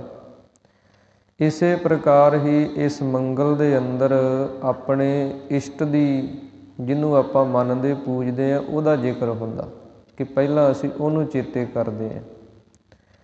ਸੋ ਇੱਥੇ ਸਤਿਗੁਰੂ ਜੀ ਬਚਨ ਕਰਦੇ ਹਨ, ਇੱਕ ਓੰਕਾਰ ਸਤਿਗੁਰ ਪ੍ਰਸਾਦ। ਇਹ ਸ੍ਰੀ ਗੁਰੂ ਨਾਨਕ ਦੇਵ ਮਹਾਰਾਜ ਜੀ ਨੇ ਉਚਾਰਨ ਕੀਤਾ। ਇੱਕ ਤੋਂ ਭਾਵ ਕਿ ਪਰਮਾਤਮਾ ਪਰਮੇਸ਼ਰ ਵਾਹਿਗੁਰੂ ਜਿਹੜਾ ਹੈ ਉਹ ਇੱਕ ਹੈ। ਸਭ ਤੋਂ ਪਹਿਲਾਂ ਤਾਂ ਇਹ ਸਤਿਗੁਰਾਂ ਨੇ ਭੁਲੇਖਾ ਦੂਰ ਕੀਤਾ ਕਿ ਪਰਮਾਤਮਾ ਜਿਹੜਾ ਹੈ, ਪਰਮੇਸ਼ਰ ਵਾਹਿਗੁਰੂ ਹੈ, ਉਹ ਇੱਕ ਹੈ। ਦੂਜਾ ਉਹਦੇ ਵਰਗਾ ਹੋਰ ਕੋਈ ਸੰਸਾਰ ਦੇ ਅੰਦਰ ਹੈ ਨਹੀਂ। ਫਿਰ ਉਹ ਓੰਕਾਰ, ਓੰਕਾਰ ਦਾ ਭਾਵ ਹੈ ਕਿ ਜਿਹੜਾ ਸਭ ਦਾ ਪ੍ਰਕਾਸ਼ਕ ਹੈ। ਪ੍ਰਕਾਸ਼ਕ ਤੋਂ ਭਾਵ ਹੁੰਦਾ ਜਿਹਦੇ ਦੁਆਰਾ ਸਾਰੀ ਕਿਰਿਆ ਹੁੰਦੀ ਹੈ। ਸਾਡੇ ਸਰੀਰ ਦੀ ਜਿੰਨੀ ਕਿਰਿਆ ਹੈ, ਅਸੀਂ ਬੋਲਦੇ ਹਾਂ, ਸੁਣਦੇ ਹਾਂ, ਵੇਖਦੇ ਹਾਂ, ਤੁਰੇ ਫਿਰਦੇ ਹਾਂ, ਇਹ ਸਭ ਕੁਝ ਜੇ ਚੱਲ ਰਿਹਾ ਹੈ ਤੇ ਉਹ ਓੰਕਾਰ ਦੀ ਜਿਹੜੀ ਸੱਤਾ ਹੈ, ਜਿਹੜੀ ਤਾਕਤ ਹੈ, ਉਹਦੇ ਦੁਆਰਾ ਚੱਲ ਰਿਹਾ। ਇਹ ਸੂਰਜ, ਚੰਦਰਮਾ, ਤਾਰੇ ਇਹ ਰੌਸ਼ਨੀ ਕਰ ਰਹੇ, ਇਹ ਉਹ ਓੰਕਾਰ ਦੀ ਸੱਤਾ ਹੈ, ਉਹਦੀ ਤਾਕਤ ਹੈ। ਇਸ ਪ੍ਰਕਾਰ ਜਿਹੜਾ ਪਰਮੇਸ਼ਰ ਵਾਹਿਗੁਰੂ ਇੱਕ ਹੈ, ਫਿਰ ਓੰਕਾਰ ਸਭ ਦੇ ਅੰਦਰ ਜੋ ਪਰਿਪੂਰਨ ਪ੍ਰਕਾਸ਼ ਰਿਹਾ ਸਭ ਨੂੰ, ਐਸਾ ਜੋ ਪਰਮੇਸ਼ਰ ਵਾਹਿਗੁਰੂ ਹੈ, ਸਤਿਗੁਰ ਪ੍ਰਸਾਦ। ਉਹਦੀ ਜੇ ਪ੍ਰਾਪਤੀ ਚਾਹੀਦੀ ਹੈ ਆਪਾਂ ਨੂੰ, ਤੇ ਉਹਦੇ ਵਾਸਤੇ ਸਾਧਨ ਹੈ ਸਤਿਗੁਰ ਦੀ ਪ੍ਰਸਾਦ, ਕਹੀਏ ਕਿਰਪਾ। ਜਿਨ੍ਹਾਂ ਦੇ ਉੱਤੇ ਸਤਿਗੁਰੂ ਦੀ ਕਿਰਪਾ ਹੋ ਜਾਂਦੀ ਹੈ, ਉਹਨਾਂ ਨੂੰ ਐਸੇ ਗੁਰੂ ਦੀ, ਐਸੇ ਪਰਮੇਸ਼ਰ ਦੀ ਪ੍ਰਾਪਤੀ ਹੁੰਦੀ ਹੈ। ਇਸ ਪ੍ਰਕਾਰ ਇਸ ਮੰਗਲ ਤੋਂ ਉਪਰੰਤ ਸਤਿਗੁਰੂ ਜੀ ਅੱਗੇ ਬਾਣੀ ਉਚਾਰਨ ਕਰਦੇ ਹਨ। ਰਾਮਦਾਸ ਸਰੋਵਰ ਨਹਾਤੇ, ਸਭ ਉਤਰੇ ਪਾਪ ਕਮਾਤੇ। ਸਤਿਗੁਰੂ ਜੀ ਉਚਾਰਨ ਕਰਦੇ ਹਨ, ਜੋ ਰਾਮਦਾਸ, ਧੰਨ ਸ੍ਰੀ ਗੁਰੂ ਰਾਮਦਾਸ ਮਹਾਰਾਜ ਜੀ ਦਾ ਇਹ ਪਾਵਨ ਅੰਮ੍ਰਿਤ ਦਾ ਸਰੋਵਰ ਹੈ। ਇੱਥੇ ਜਿਹੜਾ ਕੋਈ ਨਹਾਤੇ ਕਹੀਏ ਇਸ਼ਨਾਨ ਕਰਦਾ ਹੈ, ਸਭ ਉਤਰੇ ਪਾਪ ਕਮਾਤੇ, ਉਸ ਦੇ ਸਾਰੇ ਹੀ ਕੀਤੇ ਹੋਏ ਪਾਪ, ਜਿਹੜੇ ਪਾਪ ਰੂਪ ਕਰਮ ਹਨ, ਉਹ ਲੈ ਜਾਂਦੇ ਆ, ਦੁੱਖ ਜਿਹੜੇ ਦੂਰ ਹੋ ਜਾਂਦੇ। ਸਤਿਗੁਰਾਂ ਦੀ ਪਾਵਨ ਬਾਣੀ ਦੇ ਬਚਨ ਹਨ, ਅੰਮ੍ਰਿਤਸਰ ਸਤਿਗੁਰ ਸਤਿਵਾਦੀ, ਜਿਤ ਨਹਾਤੈ ਕਊਆ ਹੰਸ ਹੋਵੈ। ਕਿ ਇਹ ਉਹ ਪਾਵਨ ਪਵਿੱਤਰ ਅੰਮ੍ਰਿਤ ਸਰੋਵਰ ਹੈ, ਜਿੱਥੇ ਕਿਸੇ ਸਮੇਂ ਜਿਹੜੇ ਕਾਲੇ ਕਾਂ ਸਨ, ਉਹ ਵੀ ਹੰਸਾਂ ਦੇ ਵਾਂਗੂ ਹੋ ਕੇ ਨਿਕਲੇ ਸਨ। ਜਿਵੇਂ ਬੀਬੀ ਰਜਨੀ ਦਾ ਪ੍ਰਸੰਗ ਆਪਾਂ ਸੁਣਦੇ ਹਾਂ, ਦੁੱਖ ਭੰਜਨੀ ਬੇਰੀ ਸਾਹਿਬ ਦਾ ਉਹ ਪ੍ਰਸੰਗ ਹੈ ਕਿ ਜਿੱਥੇ ਉਸ ਦਾ ਪਤੀ ਜਿਹੜਾ ਕੋਹੜ ਦੇ ਰੋਗ ਦੇ ਨਾਲ ਗ੍ਰਸਤ ਸੀ, ਅਤੇ ਉਹਦੇ ਪਿਤਾ ਨੇ ਇੱਕ ਕੋਹੜੀ ਦੇ ਨਾਲ ਉਹਨੂੰ ਵਿਆਹ ਕੇ ਤੋਰ ਦਿੱਤਾ ਸੀ, ਅਤੇ ਉਹ ਆਪਣੇ ਪਤੀ ਦੀ ਸੇਵਾ ਦੇ ਵਿੱਚ ਲੱਗੀ ਹੋਈ, ਤੁਰਦਿਆਂ ਫਿਰਦਿਆਂ ਨਗਰਾਂ ਦੇ ਵਿੱਚ, ਇੱਥੇ ਪੁਰਾਣੇ ਸਮੇਂ ਅੰਦਰ ਛਪੜੀ ਸੀ, ਉਹਦੇ ਕਿਨਾਰੇ ਬਿਠਾ ਗਈ। ਆਪ ਉਹ ਨੇੜ ਦੇ ਪਿੰਡ ਦੇ ਵਿੱਚ ਭਿੱਖਿਆ ਲੈਣ ਚਲੀ ਗਈ। ਅਤੇ ਉਹਦੇ ਪਤੀ ਨੇ ਜਦੋਂ ਇਹ ਕੌਤਕ ਵੇਖਿਆ ਸੀ ਕਿ ਕਾਲੇ ਕਾਂ ਚਿੱਟੇ ਹੋ ਨਿਕਲਦੇ ਆ, ਹੰਸ ਬਣ ਉੱਡਦੇ ਆ, ਉਹਨੇ ਵੀ ਉਸ ਛਪੜੀ ਦੇ ਅੰਦਰ ਇਸ਼ਨਾਨ ਕੀਤਾ, ਅਤੇ ਉਹਦਾ ਸਾਰਾ ਜਿਹੜਾ ਰੋਗ ਸੀ ਉਹ ਦੂਰ ਹੋਇਆ। ਫਿਰ ਆਉਣ ਤੋਂ ਫਿਰ ਉਹ ਸਾਰਾ ਨਿਰਣਾ ਸ੍ਰੀ ਗੁਰੂ ਅਰਜਨ ਦੇਵ ਮਹਾਰਾਜ ਜੀ ਨੇ ਕੀਤਾ ਸੀ। ਇਸ ਪ੍ਰਕਾਰ ਇਹ ਪਾਵਨ ਪਵਿੱਤਰ ਅੰਮ੍ਰਿਤ ਸਰੋਵਰ ਦੀ ਮਹਾਨਤਾ ਹੈ। ਅਜੋਕੇ ਸਮੇਂ ਦੇ ਅੰਦਰ ਵੀ ਆਪਾਂ ਵੇਖ ਸਕਦੇ ਹਾਂ ਕਿ ਜਿਨ੍ਹਾਂ ਨੂੰ ਕੋਈ ਭਿਆਨਕ ਬਿਮਾਰੀਆਂ, ਕੋਈ ਰੋਗ ਲੱਗੇ ਹੁੰਦੇ ਆ, ਜਿਨ੍ਹਾਂ ਨੂੰ ਡਾਕਟਰਾਂ ਨੇ ਵੀ ਜਵਾਬ ਦੇ ਦਿੱਤੇ ਹੁੰਦੇ ਆ, ਉਹ ਉਸ ਪਾਵਨ ਪਵਿੱਤਰ ਅੰਮ੍ਰਿਤ ਸਰੋਵਰ ਦੇ ਅੰਦਰ ਗੁਰਬਾਣੀ ਦਾ ਕੀਰਤਨ ਸਰਵਣ ਕਰਦਿਆਂ, ਇਸ਼ਨਾਨ ਕਰਦਿਆਂ, ਅਰਦਾਸਾਂ ਬੇਨਤੀਆਂ ਪਾਠ ਕਰਦਿਆਂ, ਉਹਨਾਂ ਦੇ ਦੁੱਖ ਜਿਹੜੇ ਉਹ ਦੂਰ ਹੁੰਦੇ ਆ। ਇਸ ਕਰਕੇ ਸਤਿਗੁਰੂ ਜੀ ਕਹਿੰਦੇ ਹਨ, ਰਾਮਦਾਸ ਸਰੋਵਰ ਨਹਾਤੇ, ਸਭ ਉਤਰੇ ਪਾਪ ਕਮਾਤੇ। ਜਿੰਨੇ ਕੋਈ ਸਾਡੇ ਪਾਪ ਰੂਪ ਕਰਮ ਹਨ, ਉਹ ਸਾਰੇ ਲੈ ਜਾਂਦੇ ਆ। ਨਾਲ ਹੀ ਸਤਿਗੁਰਾਂ ਨੇ ਸਾਨੂੰ ਉਪਦੇਸ਼ ਬਖਸ਼ਿਸ਼ ਕੀਤਾ, ਸਿੱਖਿਆ ਬਖਸ਼ਿਸ਼ ਕੀਤੀ ਹੈ ਕਿ ਜਿਹੜੇ ਅਸੀਂ ਪਾਪ ਰੂਪ ਕਰਮ ਕੀਤੇ ਹੈ, ਉਹ ਕਾਮ ਕ੍ਰੋਧ ਦੇ ਅਧੀਨ ਹੋ ਕੇ ਕੀਤੇ ਹੈ। ਤੇ ਜੇ ਕੋਈ ਇਹ ਭੁਲੇਖਾ ਪਾਲ ਲਵੇ ਕਿ ਸਾਲ ਦੇ ਅੰਦਰ ਕਰੀ ਜਾਓ, ਇੱਕ ਦਿਨ ਇਸ਼ਨਾਨ ਕਰ ਆਓ ਤੇ ਲੈ ਜਾਇਆ ਕਰਨਗੇ, ਇਹ ਵੀ ਮਨਮਤ ਸਤਿਗੁਰਾਂ ਨੇ ਦੂਰ ਕੀਤੀ ਹੈ। ਸਤਿਗੁਰਾਂ ਨੇ ਬਚਨ ਕੀਤੇ ਹਨ, ਪਾਪ ਕਰੇ ਪੰਚਾਂ ਕੇ ਵਸਰੇ, ਤੀਰਥ ਨਹਾਏ ਕਹਿ ਸਭ ਉਤਰੇ। ਇਹ ਸਤਿਗੁਰੂ ਜੀ ਕਹਿੰਦੇ ਨਿਯਮ ਨਹੀਂ ਹੈ ਸਿੱਖ ਪੰਥ ਦੇ ਅੰਦਰ ਕਿ ਪੰਜਾਂ ਦੇ ਕਾਮ ਕ੍ਰੋਧ ਲੋਭ ਮੋਹ ਦੇ ਹੰਕਾਰ ਦੇ ਅਧੀਨ ਹੋ ਕੇ ਕਰਮ ਕਰਨੇ ਤੇ ਫਿਰ ਤੀਰਥਾਂ 'ਤੇ ਨਹਾ ਕੇ ਕਹਿ ਦੇਣਾ ਕਿ ਲੈ ਗਏ। ਇਹ ਸਤਿਗੁਰੂ ਜੀ ਕਹਿੰਦੇ ਨਹੀਂ ਇੱਥੇ ਕਬੂਲ। ਹਾਂ, ਜਿਨ੍ਹਾਂ ਨੇ ਕੋਈ ਸ਼ਰਧਾ ਅਤੇ ਭਾਵਨਾ ਦੇ ਨਾਲ ਸਤਿਗੁਰਾਂ ਦੇ ਅੱਗੇ ਅਰਦਾਸ ਬੇਨਤੀ ਕਰਕੇ ਉਹ ਕਰਮ ਛੱਡ ਦਿੱਤੇ ਹੈ, ਜਿਨ੍ਹਾਂ ਨੇ ਆਪਣੀ ਗਲਤੀ ਦਾ ਅਹਿਸਾਸ ਕਰ ਲਿਆ, ਜਿਹੜੇ ਅੱਗੋਂ ਤੋਂ ਗੁਰੂ ਵਾਲੇ ਬਣ ਗਏ, ਗੁਰੂ ਦੇ ਦੱਸੇ ਮਾਰਗ 'ਤੇ ਚੱਲ ਪਏ, ਉਹਨਾਂ ਦੇ ਸਤਿਗੁਰੂ ਜੀ ਕਹਿੰਦੇ ਸਾਰੇ ਕਰਮ ਧਰਮ ਜਿਹੜੇ ਉਹ ਨਾਸ ਹੋ ਜਾਂਦੇ। ਰਾਮਦਾਸ ਸਰੋਵਰ ਨੀਕਾ, ਜੋ ਨਹਾਵੈ ਸੋ ਕੁਲ ਤਰਾਵੈ, ਉਧਾਰ ਹੋਵਾ ਹੈ ਜੀ ਕਾ। ਉਹਦੀਆਂ ਤੇ ਕੁਲਾਂ ਦਾ ਵੀ ਉਧਾਰ ਹੋ ਜਾਂਦਾ ਜੇ ਕੋਈ ਸ਼ਰਧਾ ਤੇ ਭਾਵਨਾ ਦੇ ਨਾਲ ਇਸ ਉਪਦੇਸ਼ ਨੂੰ ਕਮਾ ਲਵੇ। ਇਸ ਕਰਕੇ ਸਤਿਗੁਰੂ ਜੀ ਕਹਿੰਦੇ ਹਨ, ਇਹ ਸਤਿਗੁਰੂ ਸ੍ਰੀ ਗੁਰੂ ਰਾਮਦਾਸ ਮਹਾਰਾਜ ਜੀ ਦਾ ਪਾਵਨ ਪਵਿੱਤਰ ਅੰਮ੍ਰਿਤ ਸਰੋਵਰ ਹੈ, ਜਿੱਥੇ ਇਸ਼ਨਾਨ ਕਰਕੇ ਸਭ ਜਿਹੜੇ ਦੁੱਖ ਹਨ ਉਹ ਲੈ ਜਾਂਦੇ ਹਨ। ਨਿਰਮਲ ਹੋਏ ਕਰ ਇਸਨਾਨਾ, ਗੁਰ ਪੂਰੈ ਕੀਨੇ ਦਾਨਾ। ਸਤਿਗੁਰੂ ਜੀ ਕਹਿੰਦੇ ਨਿਰਮਲ ਹੋਏ, ਜਿਨ੍ਹਾਂ ਨੇ ਇਸ਼ਨਾਨ ਕੀਤਾ ਇੱਥੇ ਉਹ ਨਿਰਮਲ ਹੋ ਗਏ। ਜਿੱਥੇ ਤਨ ਦੀ ਮੈਲ ਦੂਰ ਹੁੰਦੀ ਹੈ, ਉੱਥੇ ਜਦੋਂ ਆਪਾਂ ਪਾਵਨ ਪਵਿੱਤਰ ਹਰਿਮੰਦਰ ਸਾਹਿਬ ਦੇ ਅੰਦਰ ਐਂਟਰ ਹੁੰਦੇ ਹਾਂ ਦਰਸ਼ਨੀ ਡਿਓੜੀ ਤੋਂ, ਨਾਲ ਦੀ ਨਾਲ ਹੀ ਕੰਨਾਂ ਦੇ ਅੰਦਰ ਸਾਡੇ ਪਾਵਨ ਗੁਰਬਾਣੀ ਦੇ ਸ਼ਬਦ ਜਿਹੜੇ ਆ ਉਹ ਗੂੰਜਣ ਲੱਗ ਪੈਂਦੇ। ਪਾਵਨ ਗੁਰਬਾਣੀ ਦੀਆਂ ਧੁਨਾਂ ਸਾਡੇ ਅੰਦਰ ਮਨ ਦੇ ਅੰਦਰ ਵੱਜਣ ਲੱਗ ਜਾਂਦੀਆਂ। ਉਸ ਪਾਵਨ ਗੁਰਬਾਣੀ ਦੀਆਂ ਧੁਨਾਂ ਦਾ ਸਦਕਾ, ਪਾਵਨ ਗੁਰਬਾਣੀ ਦੇ ਪ੍ਰਤਾਪ ਦਾ ਸਦਕਾ ਸਾਡੇ ਮਨ ਦੇ ਵਿੱਚੋਂ ਜਿਹੜੀ ਮੈਲ ਹੈ ਉਹ ਵੀ ਲੈ ਜਾਂਦੀ ਹੈ। ਸਾਡਾ ਵੀ ਮਨ ਜਿਹੜਾ ਉਹ ਨਿਰਮਲ ਮੈਲ ਤੋਂ ਰਹਿਤ ਉੱਜਲ ਹੋ ਜਾਂਦਾ। ਗੁਰ ਪੂਰੈ ਕੀਨੇ ਦਾਨਾ, ਇਹ ਪੂਰੇ ਗੁਰੂ ਨੇ ਸਾਨੂੰ ਇਹ ਦਾਨ ਬਖਸ਼ਿਸ਼ ਕੀਤਾ। ਜਿੱਥੇ ਤਨ ਦੀ ਮੈਲ ਲਈ ਜਾਂਦੀ ਆ, ਉੱਥੇ ਮਨ ਦਾ ਵੀ ਇਸ਼ਨਾਨ ਹੁੰਦਾ। ਤਨ ਅਤੇ ਮਨ ਦੋਹਾਂ ਦਾ ਇਸ਼ਨਾਨ ਉਸ ਪਾਵਨ ਪਵਿੱਤਰ ਧਰਤੀ 'ਤੇ ਸਤਿਗੁਰੂ ਜੀ ਕਹਿੰਦੇ ਸਿੱਖਾਂ ਨੂੰ ਸਤਿਗੁਰਾਂ ਨੇ ਬਖਸ਼ਿਸ਼ ਕੀਤਾ। ਜਿਵੇਂ ਜਪਜੀ ਸਾਹਿਬ ਬਾਣੀ ਦੇ ਅੰਦਰ ਆਪਾਂ ਪੜ੍ਹਦੇ ਹਾਂ ਕਿ ਗਾਵੀਐ ਸੁਣੀਐ ਮਨ ਰੱਖੀਐ ਭਾਉ, ਅੰਤਰਗਤ ਤੀਰਥ ਮਲ ਨਹਾਓ।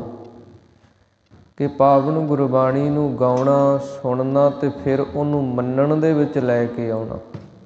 ਇਹ ਸਤਿਗੁਰੂ ਜੀ ਕਹਿੰਦੇ ਅੰਤਰਗਤ ਤੀਰਥ, ਸਾਡੇ ਅੰਦਰ ਹੀ ਤੀਰਥ ਸਤਿਗੁਰਾਂ ਨੇ ਬਾਣੀ ਦਾ ਲਾ ਦਿੱਤਾ।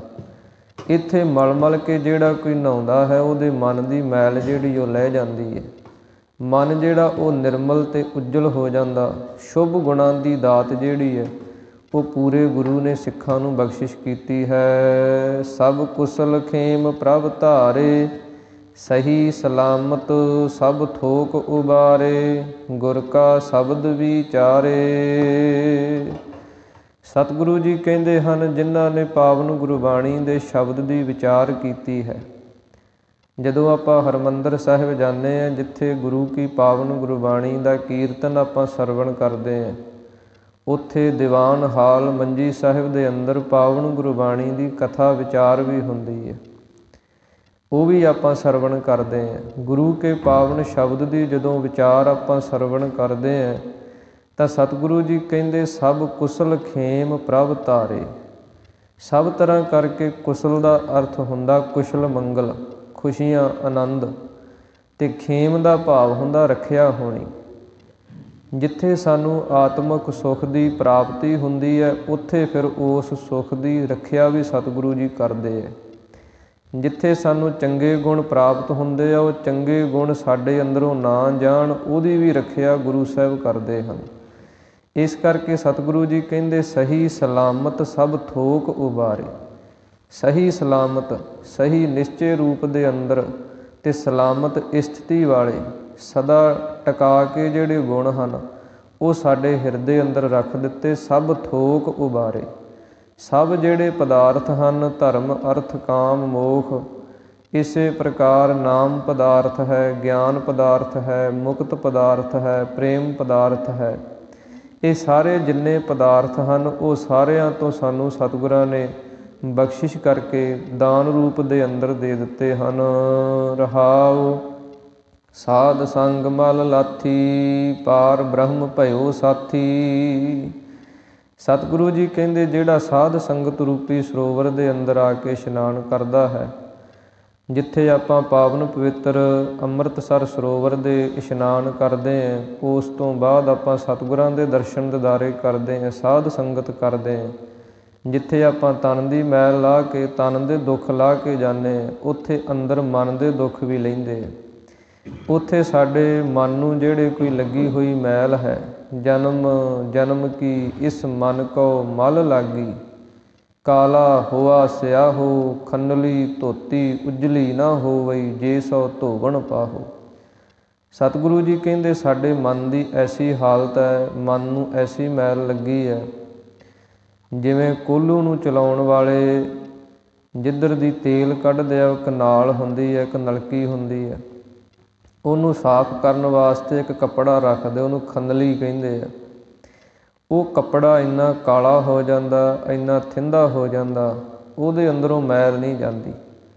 ਫਿਰ ਉਹਨੂੰ ਉਹ ਤਰੀਕੇ ਦੇ ਨਾਲ ਧੋਂਦੇ ਹੈ, ਤੱਤੇ ਪਾਣੀ 'ਚ ਪਾਉਂਦੇ ਹੈ, ਜੁਗਤੀ ਦੇ ਨਾਲ ਉਹਦੀ ਮੈਲ ਨੂੰ ਲਾਹ ਕੇ ਅਤੇ ਸਾਫ਼ ਕਰਦੇ। ਇਸੇ ਪ੍ਰਕਾਰ ਹੀ ਸਾਡੇ ਮਨ ਨੂੰ ਜਿਹੜੀ ਕੋਈ ਮੈਲ ਲੱਗੀ ਹੈ, ਉਹ ਸਾਧ ਸੰਗਤ ਦੇ ਅੰਦਰ ਆ ਕੇ ਸਾਧ ਸੰਗਤ ਦੇ ਵਿੱਚ ਗੁਰੂ ਕੇ ਪਾਵਨ ਪਵਿੱਤਰ ਸ਼ਬਦ ਨੂੰ ਵਿਚਾਰ ਕੇ ਨਾਮ ਦਾ ਅਭਿਆਸ ਕਰਕੇ ਲੈਂਦੀ ਹੈ। ਜਪਜੀ ਸਾਹਿਬ ਅੰਦਰ ਆਪਾਂ ਪੜ੍ਹਦੇ ਹਾਂ, ਭਰੀਐ ਮਤ ਪਾਪਾਂ ਕੈ ਸੰਗ, ਉਹ ਧੋਪੈ ਨਾਵੈ ਕੈ ਰੰਗ। ਜਿੱਥੇ ਆਪਾਂ ਸਰੀਰ ਦਾ ਮਿੱਟੀ ਘੱਟਾ ਪਾਣੀ ਦੇ ਨਾਲ ਲਾ ਲੈਂਦੇ ਹਾਂ, ਕੱਪੜਿਆਂ ਦੀ ਮੈਲ ਸਾਬਣ ਦੇ ਨਾਲ ਲਾ ਲੈਂਦੇ ਹਾਂ, ਉਸੇ ਪ੍ਰਕਾਰ ਮਨ ਦੀ ਮੈਲ ਜਿਹੜੀ ਨਾਮ ਦੁਆਰਾ ਲੈਂਦੀ ਹੈ। ਇਸ ਕਰਕੇ ਸਤਿਗੁਰੂ ਜੀ ਕਹਿੰਦੇ ਸਾਧ ਸੰਗਤ ਦੇ ਵਿੱਚ ਮਿਲ ਕੇ ਜਿਹੜੀ ਮਨ ਦੀ ਮੈਲ ਹੈ ਉਹ ਲਾਥੀ ਲੈ ਗਈ। ਪਾਰ ਬ੍ਰਹਮ ਭਇਓ ਸਾਥੀ, ਜੋ ਪਾਰ ਬ੍ਰਹਮ ਪਾਪਾਂ ਪੁੰਨਾਂ ਤੋਂ ਪਰੇ ਬ੍ਰਹਮ ਵਿਆਪਕ ਸਰੂਪ ਜੋ ਪਰਮੇਸ਼ਰ ਵਾਹਿਗੁਰੂ ਹੈ, ਉਹ ਸਾਡਾ ਸਾਥੀ ਕਹੀਏ, ਸੰਗੀ ਬਣ ਗਿਆ। ਸਦਾ ਹੀ ਸਾਡੇ ਅੰਗ ਸੰਗ ਰਹਿਣ ਵਾਲਾ ਉਹ ਪਰਮੇਸ਼ਰ ਵਾਹਿਗੁਰੂ ਬਣ ਗਿਆ। ਨਾਨਕ ਨਾਮ ਧਿਆਇਆ, ਆਦਿ ਪੁਰਖ ਪ੍ਰਭ ਪਾਇਆ। ਸਤਿਗੁਰੂ ਜੀ ਕਹਿੰਦੇ ਜੋ ਆਦਿ ਪੁਰਖ ਹੈ, ਜਿਹੜਾ ਸਭ ਦੀ ਆਦ ਹੈ, ਆਦ ਦਾ ਅਰਥ ਹੁੰਦਾ ਸਭ ਦਾ ਮੁੱਢ। ਜਦੋਂ ਇਹ ਸੰਸਾਰ ਨਹੀਂ ਸੀ, ਕੁਝ ਵੀ ਨਹੀਂ ਸੀ, ਉਦੋਂ ਉਹ ਆਦ ਸੀ, ਆਦ ਸੱਚ। ਐਸਾ ਜੋ ਪਰਮੇਸ਼ਰ ਵਾਹਿਗੁਰੂ ਹੈ, ਪੁਰਖ ਫਿਰ ਵਿਆਪਕ ਸਰੂਪ ਹੈ, ਪ੍ਰਭ ਜੋ ਸਭ ਤਰ੍ਹਾਂ ਕਰਕੇ ਸਮਰੱਥ ਹੈ, ਉਹਨੂੰ ਪਾਇਆ ਕਹੀਏ, ਪ੍ਰਾਪਤ ਕਰ ਲਿਆ, ਜਿਨ੍ਹਾਂ ਨੇ ਪਰਮੇਸ਼ਰ ਦੇ ਨਾਮ ਨੂੰ ਧਿਆਉਣਾ ਕੀਤਾ ਹੈ। ਕਿਉਂਕਿ ਨਾਮ ਦੁਆਰਾ ਹੀ ਉਹ ਪਰਮੇਸ਼ਰ ਦੀ ਪ੍ਰਾਪਤੀ ਹੈ। ਸਤਿਗੁਰਾਂ ਦੀ ਪਾਵਨ ਬਾਣੀ ਦੇ ਬਚਨ ਹਨ, ਜੋ ਜੋ ਤਰਿਓ ਪੁਰਾਤਨ ਨਵਤਨ, ਭਗਤ ਭਾਏ ਗੁਰਦੇਵਾ। ਚਾਹੇ ਪੁਰਾਤਨ ਸਮੇਂ ਦੇ ਅੰਦਰ ਜਿਹੜੇ ਕੋਈ ਇਸ ਸੰਸਾਰ ਤੋਂ ਪਾਰ ਹੋਏ ਹਨ, ਨਵੀਨ ਸਮੇਂ ਦੇ ਅੰਦਰ ਜਿਹੜੇ ਕੋਈ ਪਾਰ ਹੋਏ ਹਨ, ਉਹ ਪ੍ਰੇਮਾ ਭਗਤੀ ਦੁਆਰਾ, ਨਾਮ ਦੀ ਭਗਤੀ ਦੁਆਰਾ ਹੀ ਪਰਮੇਸ਼ਰ ਵਾਹਿਗੁਰੂ ਉਹਨਾਂ 'ਤੇ ਪ੍ਰਸੰਨ ਹੁੰਦਾ। ਕਿਉਂਕਿ ਨਾਮ ਪਰਮੇਸ਼ਰ ਵਾਹਿਗੁਰੂ ਦਾ ਜਦੋਂ ਆਪਾਂ ਜਪਦੇ ਹਾਂ, ਨਾਮ ਜਿਹੜਾ ਫਿਰ ਉਹ ਨਾਮੀ ਪਰਮੇਸ਼ਰ ਵਾਹਿਗੁਰੂ ਹੈ। ਇੱਕ ਨਾਮ ਹੈ, ਇੱਕ ਨਾਮੀ ਹੈ। ਇੱਕ ਤਾਂ ਪਰਮੇਸ਼ਰ ਦਾ ਨਾਮ ਹੈ, ਇੱਕ ਪਰਮੇਸ਼ਰ ਆਪ ਹੈ। ਅਤੇ ਜਦੋਂ ਜਿਹਦਾ ਆਪਾਂ ਨਾਮ ਜਪਣ ਲੱਗ ਜਾਂਦੇ ਹਾਂ, ਫਿਰ ਉਹਦਾ ਰੂਪ ਬਣ ਜਾਂਦੇ ਹਾਂ। ਇਸ ਕਰਕੇ ਸਤਿਗੁਰੂ ਜੀ ਕਹਿੰਦੇ ਨਾਮ ਦੁਆਰਾ ਉਹਨਾਂ ਨੇ ਐਸੇ ਪਰਮੇਸ਼ਰ ਦੀ ਪ੍ਰਾਪਤੀ ਕਰ ਲਈ ਹੈ। ਸੋਰਠ ਮਹੱਲਾ ਪੰਜਵਾ। ਜਿਤ ਪਾਰ ਬ੍ਰਹਮ ਚਿਤ ਆਇਆ, ਸੋ ਘਰ ਦਈਏ ਵਸਾਇਆ। ਅਗਲੇ ਸ਼ਬਦ ਦੇ ਅੰਦਰ ਧੰਨ ਸ੍ਰੀ ਗੁਰੂ ਅਰਜਨ ਦੇਵ ਮਹਾਰਾਜ ਉਚਾਰਨ ਕਰਦੇ ਹਨ ਕਿ ਜਿਨ੍ਹਾਂ ਦੇ ਚਿੱਤ ਦੇ ਵਿੱਚ ਪਾਰ ਬ੍ਰਹਮ ਜੋ ਪਰਮੇਸ਼ਰ ਵਾਹਿਗੁਰੂ ਹੈ, ਉਹਦਾ ਨਾਮ ਆ ਗਿਆ, ਜਿਨ੍ਹਾਂ ਨੇ ਆਪਣੇ ਚਿੱਤ ਦੇ ਵਿੱਚ ਪਰਮੇਸ਼ਰ ਦੇ ਪਰਮਾਤਮਾ ਦੇ ਵਾਹਿਗੁਰੂ ਨਾਮ ਨੂੰ ਵਸਾ ਲਿਆ, ਸੋ ਘਰ ਦਈਏ ਵਸਾਇਆ। ਦਈਏ ਦਾ ਅਰਥ ਹੈ ਜੋ ਪ੍ਰੇਰਕ ਹੈ।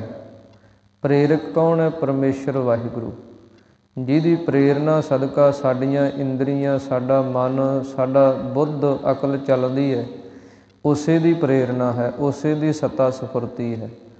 ਉਹ ਪ੍ਰੇਰਕ ਪਰਮੇਸ਼ਰ ਵਾਹਿਗੁਰੂ ਨੇ ਉਹ ਜਿਹੜਾ ਘਰ ਸੀ, ਹਿਰਦੇ ਰੂਪੀ ਘਰ ਸੀ, ਉਹ ਵਸਾ ਦਿੱਤਾ। ਪ੍ਰਤੱਖ ਰੂਪ ਦੇ ਅੰਦਰ ਜਿਸ ਘਰ ਦੇ ਅੰਦਰ ਸ਼ਾਮ ਸਵੇਰੇ ਗੁਰੂ ਕੀ ਪਾਵਨ ਬਾਣੀ ਦਾ ਜਾਪ ਹੁੰਦਾ, ਪਾਵਨ ਗੁਰਬਾਣੀ ਦਾ ਨਿਤਨੇਮ ਰਹਿਰਾਸ ਸ਼ਾਮਾਂ ਨੂੰ ਪੜ੍ਹੀ ਸੁਣੀ ਜਾਂਦੀ ਹੈ, ਉਹ ਘਰ ਦੇ ਅੰਦਰ ਸਤਿਗੁਰੂ ਜੀ ਕਹਿੰਦੇ ਬੜਾ ਹੀ ਸੁੱਖ ਜਿਹੜਾ ਉਹ ਵਸ ਜਾਂਦਾ। ਕਿਉਂਕਿ ਸਤਿਗੁਰਾਂ ਦੀ ਪਾਵਨ ਬਾਣੀ ਦੇ ਬਚਨ ਹਨ, ਜਿੱਥੈ ਨਾਮ ਜਪੀਐ ਮੇਰੇ ਪਿਆਰੇ, ਸੇਈ ਅਸਥਨ ਸੋਇਨ ਚੌਬਾਰੇ, ਜਿੱਥੈ ਨਾਮ ਨ ਜਪੀਐ ਮੇਰੇ ਗੋਇੰਦਾ, ਸੋਈ ਨਗਰ ਉਜਾੜੀ ਜੀਓ। ਕਿ ਜਿੱਥੇ ਪਰਮੇਸ਼ਰ ਵਾਹਿਗੁਰੂ ਦਾ ਨਾਮ ਜਿਹੜਾ ਉਹ ਜਪਿਆ ਜਾਂਦਾ, ਜਿੱਥੇ ਉਹ ਜਪਣ ਵਾਲਾ ਪਵਿੱਤਰ ਹੁੰਦਾ, ਉੱਥੇ ਜਿਸ ਜਗ੍ਹਾ 'ਤੇ ਜਪਿਆ ਜਾਂਦਾ ਉਹ ਜਗ੍ਹਾ ਵੀ ਪਵਿੱਤਰ ਹੋ ਜਾਂਦੀ ਹੈ। ਉਸ ਜਗ੍ਹਾ ਦੇ ਘੇਰੇ ਦੇ ਵਿੱਚ ਆਉਣ ਵਾਲੇ ਜਿੰਨੇ ਜੀਵ ਹਨ ਉਹ ਵੀ ਪਵਿੱਤਰ ਹੋ ਜਾਂਦੇ। ਇਹ ਨਾਮ ਦੀ ਐਸੀ ਬਰਕਤ ਹੈ, ਐਸੀ ਨਾਮ ਦੀ ਮਹਾਨ ਜਿਹੜੀ ਅਦੁੱਤੀ ਇੱਕ ਕਲਾ ਹੈ। ਇਸ ਕਰਕੇ ਸਤਿਗੁਰੂ ਜੀ ਕਹਿੰਦੇ, ਜਿਵੇਂ ਆਪਾਂ ਪਾਵਨ ਪਵਿੱਤਰ ਗੁਰਦੁਆਰਾ ਸਾਹਿਬ ਜਦੋਂ ਆਪਾਂ ਘਰਾਂ ਦੇ ਅੰਦਰ ਹੁੰਦੇ ਹਾਂ, ਉਦੋਂ ਕਈ ਵਾਰ ਸਾਡੇ ਮਨ ਦੇ ਅੰਦਰ ਨਹੀਂ ਪਰਮੇਸ਼ਰ ਦਾ ਨਾਮ ਵਸਦਾ, ਪਰ ਗੁਰੂ ਘਰ ਦੇ ਅੰਦਰ ਜਿਵੇਂ ਹੀ ਆਪਾਂ ਕਦਮ ਰੱਖਦੇ ਹਾਂ, ਮਨ ਦੇ ਵਿੱਚੋਂ ਆਪਣੇ ਆਪ ਵਾਹਿਗੁਰੂ ਨਿਕਲ ਜਾਂਦਾ, ਰਸਨਾ ਤੋਂ ਨਿਕਲ ਜਾਂਦਾ। ਮਨ ਦੀ ਜਿਹੜੀ ਅਵਸਥਾ ਹੈ ਉਹ ਇੱਕ ਛਿਣ ਦੇ ਵਿੱਚ ਹੀ ਬਦਲ ਜਾਂਦੀ ਹੈ, ਕਿਉਂਕਿ ਵਾਤਾਵਰਨ ਐਸਾ ਬਣ ਜਾਂਦਾ। ਇਸ ਕਰਕੇ ਸਤਿਗੁਰੂ ਜੀ ਕਹਿੰਦੇ, ਜਿਤ ਪਾਰ ਬ੍ਰਹਮ ਚਿੱਤ ਆਇਆ, ਸੋ ਘਰ ਦਈਏ ਵਸਾਇਆ।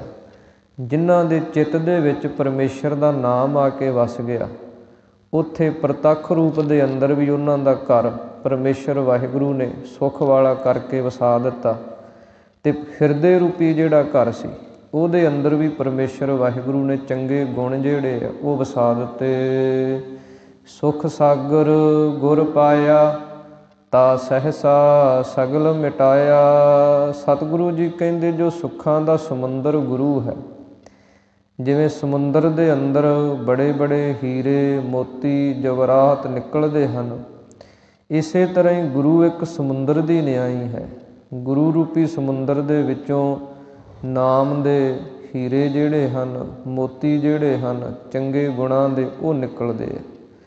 ਉਹ ਜਿਹੜੇ ਚੰਗੇ ਗੁਣ ਨਾਮ ਰੂਪੀ ਜਿਹੜੇ ਹੀਰੇ ਹਨ, ਉਹ ਗੁਰੂ ਰੂਪ ਸਮੁੰਦਰ ਦੇ ਪਾਸੋਂ ਜਾਂ ਆਤਮਿਕ ਸੁੱਖ ਜਿਹੜੇ ਆ ਉਹ ਗੁਰੂ ਰੂਪ ਸਮੁੰਦਰ ਤੋਂ ਪ੍ਰਾਪਤ ਹੁੰਦੇ ਆ, ਜਿਹਦੇ ਦੁਆਰਾ ਜਿੰਨੇ ਸਾਡੇ ਸੰਸੇ ਹੈ, ਜਿੰਨੇ ਸਾਡੇ ਭਰਮ ਭੁਲੇਖੇ ਆ, ਉਹ ਸਾਰੇ ਨਿਕਲ ਜਾਂਦੇ।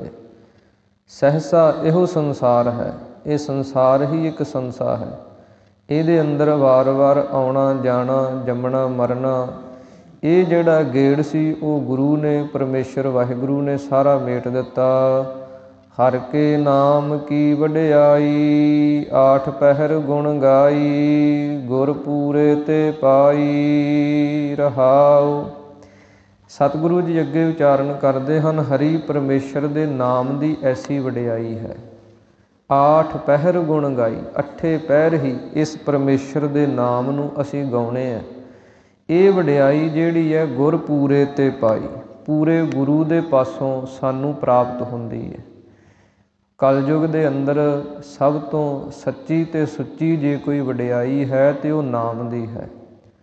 ਸਤਿਗੁਰਾਂ ਦੀ ਪਾਵਨ ਬਾਣੀ ਬਚਨ ਕਰਦੀ ਹੈ, ਇਸ ਯੁੱਗ ਮਹਿ ਸੋਭਾ ਨਾਮ ਕੀ, ਬਿਨ ਨਾਵੈ ਸੋਭ ਨ ਹੋਏ, ਮਾਇਆ ਕੀ ਸੋਭਾ ਚਾਰ ਦਿਹਾੜੇ, ਜਾਂਦੀ ਬਿਲਮ ਨਾ ਹੋਏ।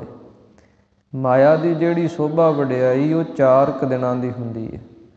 ਨਾਮ ਦੀ ਜਿਹੜੀ ਸੋਭਾ ਹੈ ਇਹ ਸਤਿਗੁਰੂ ਜੀ ਕਹਿੰਦੇ ਸਭ ਤੋਂ ਉੱਤਮ ਹੈ।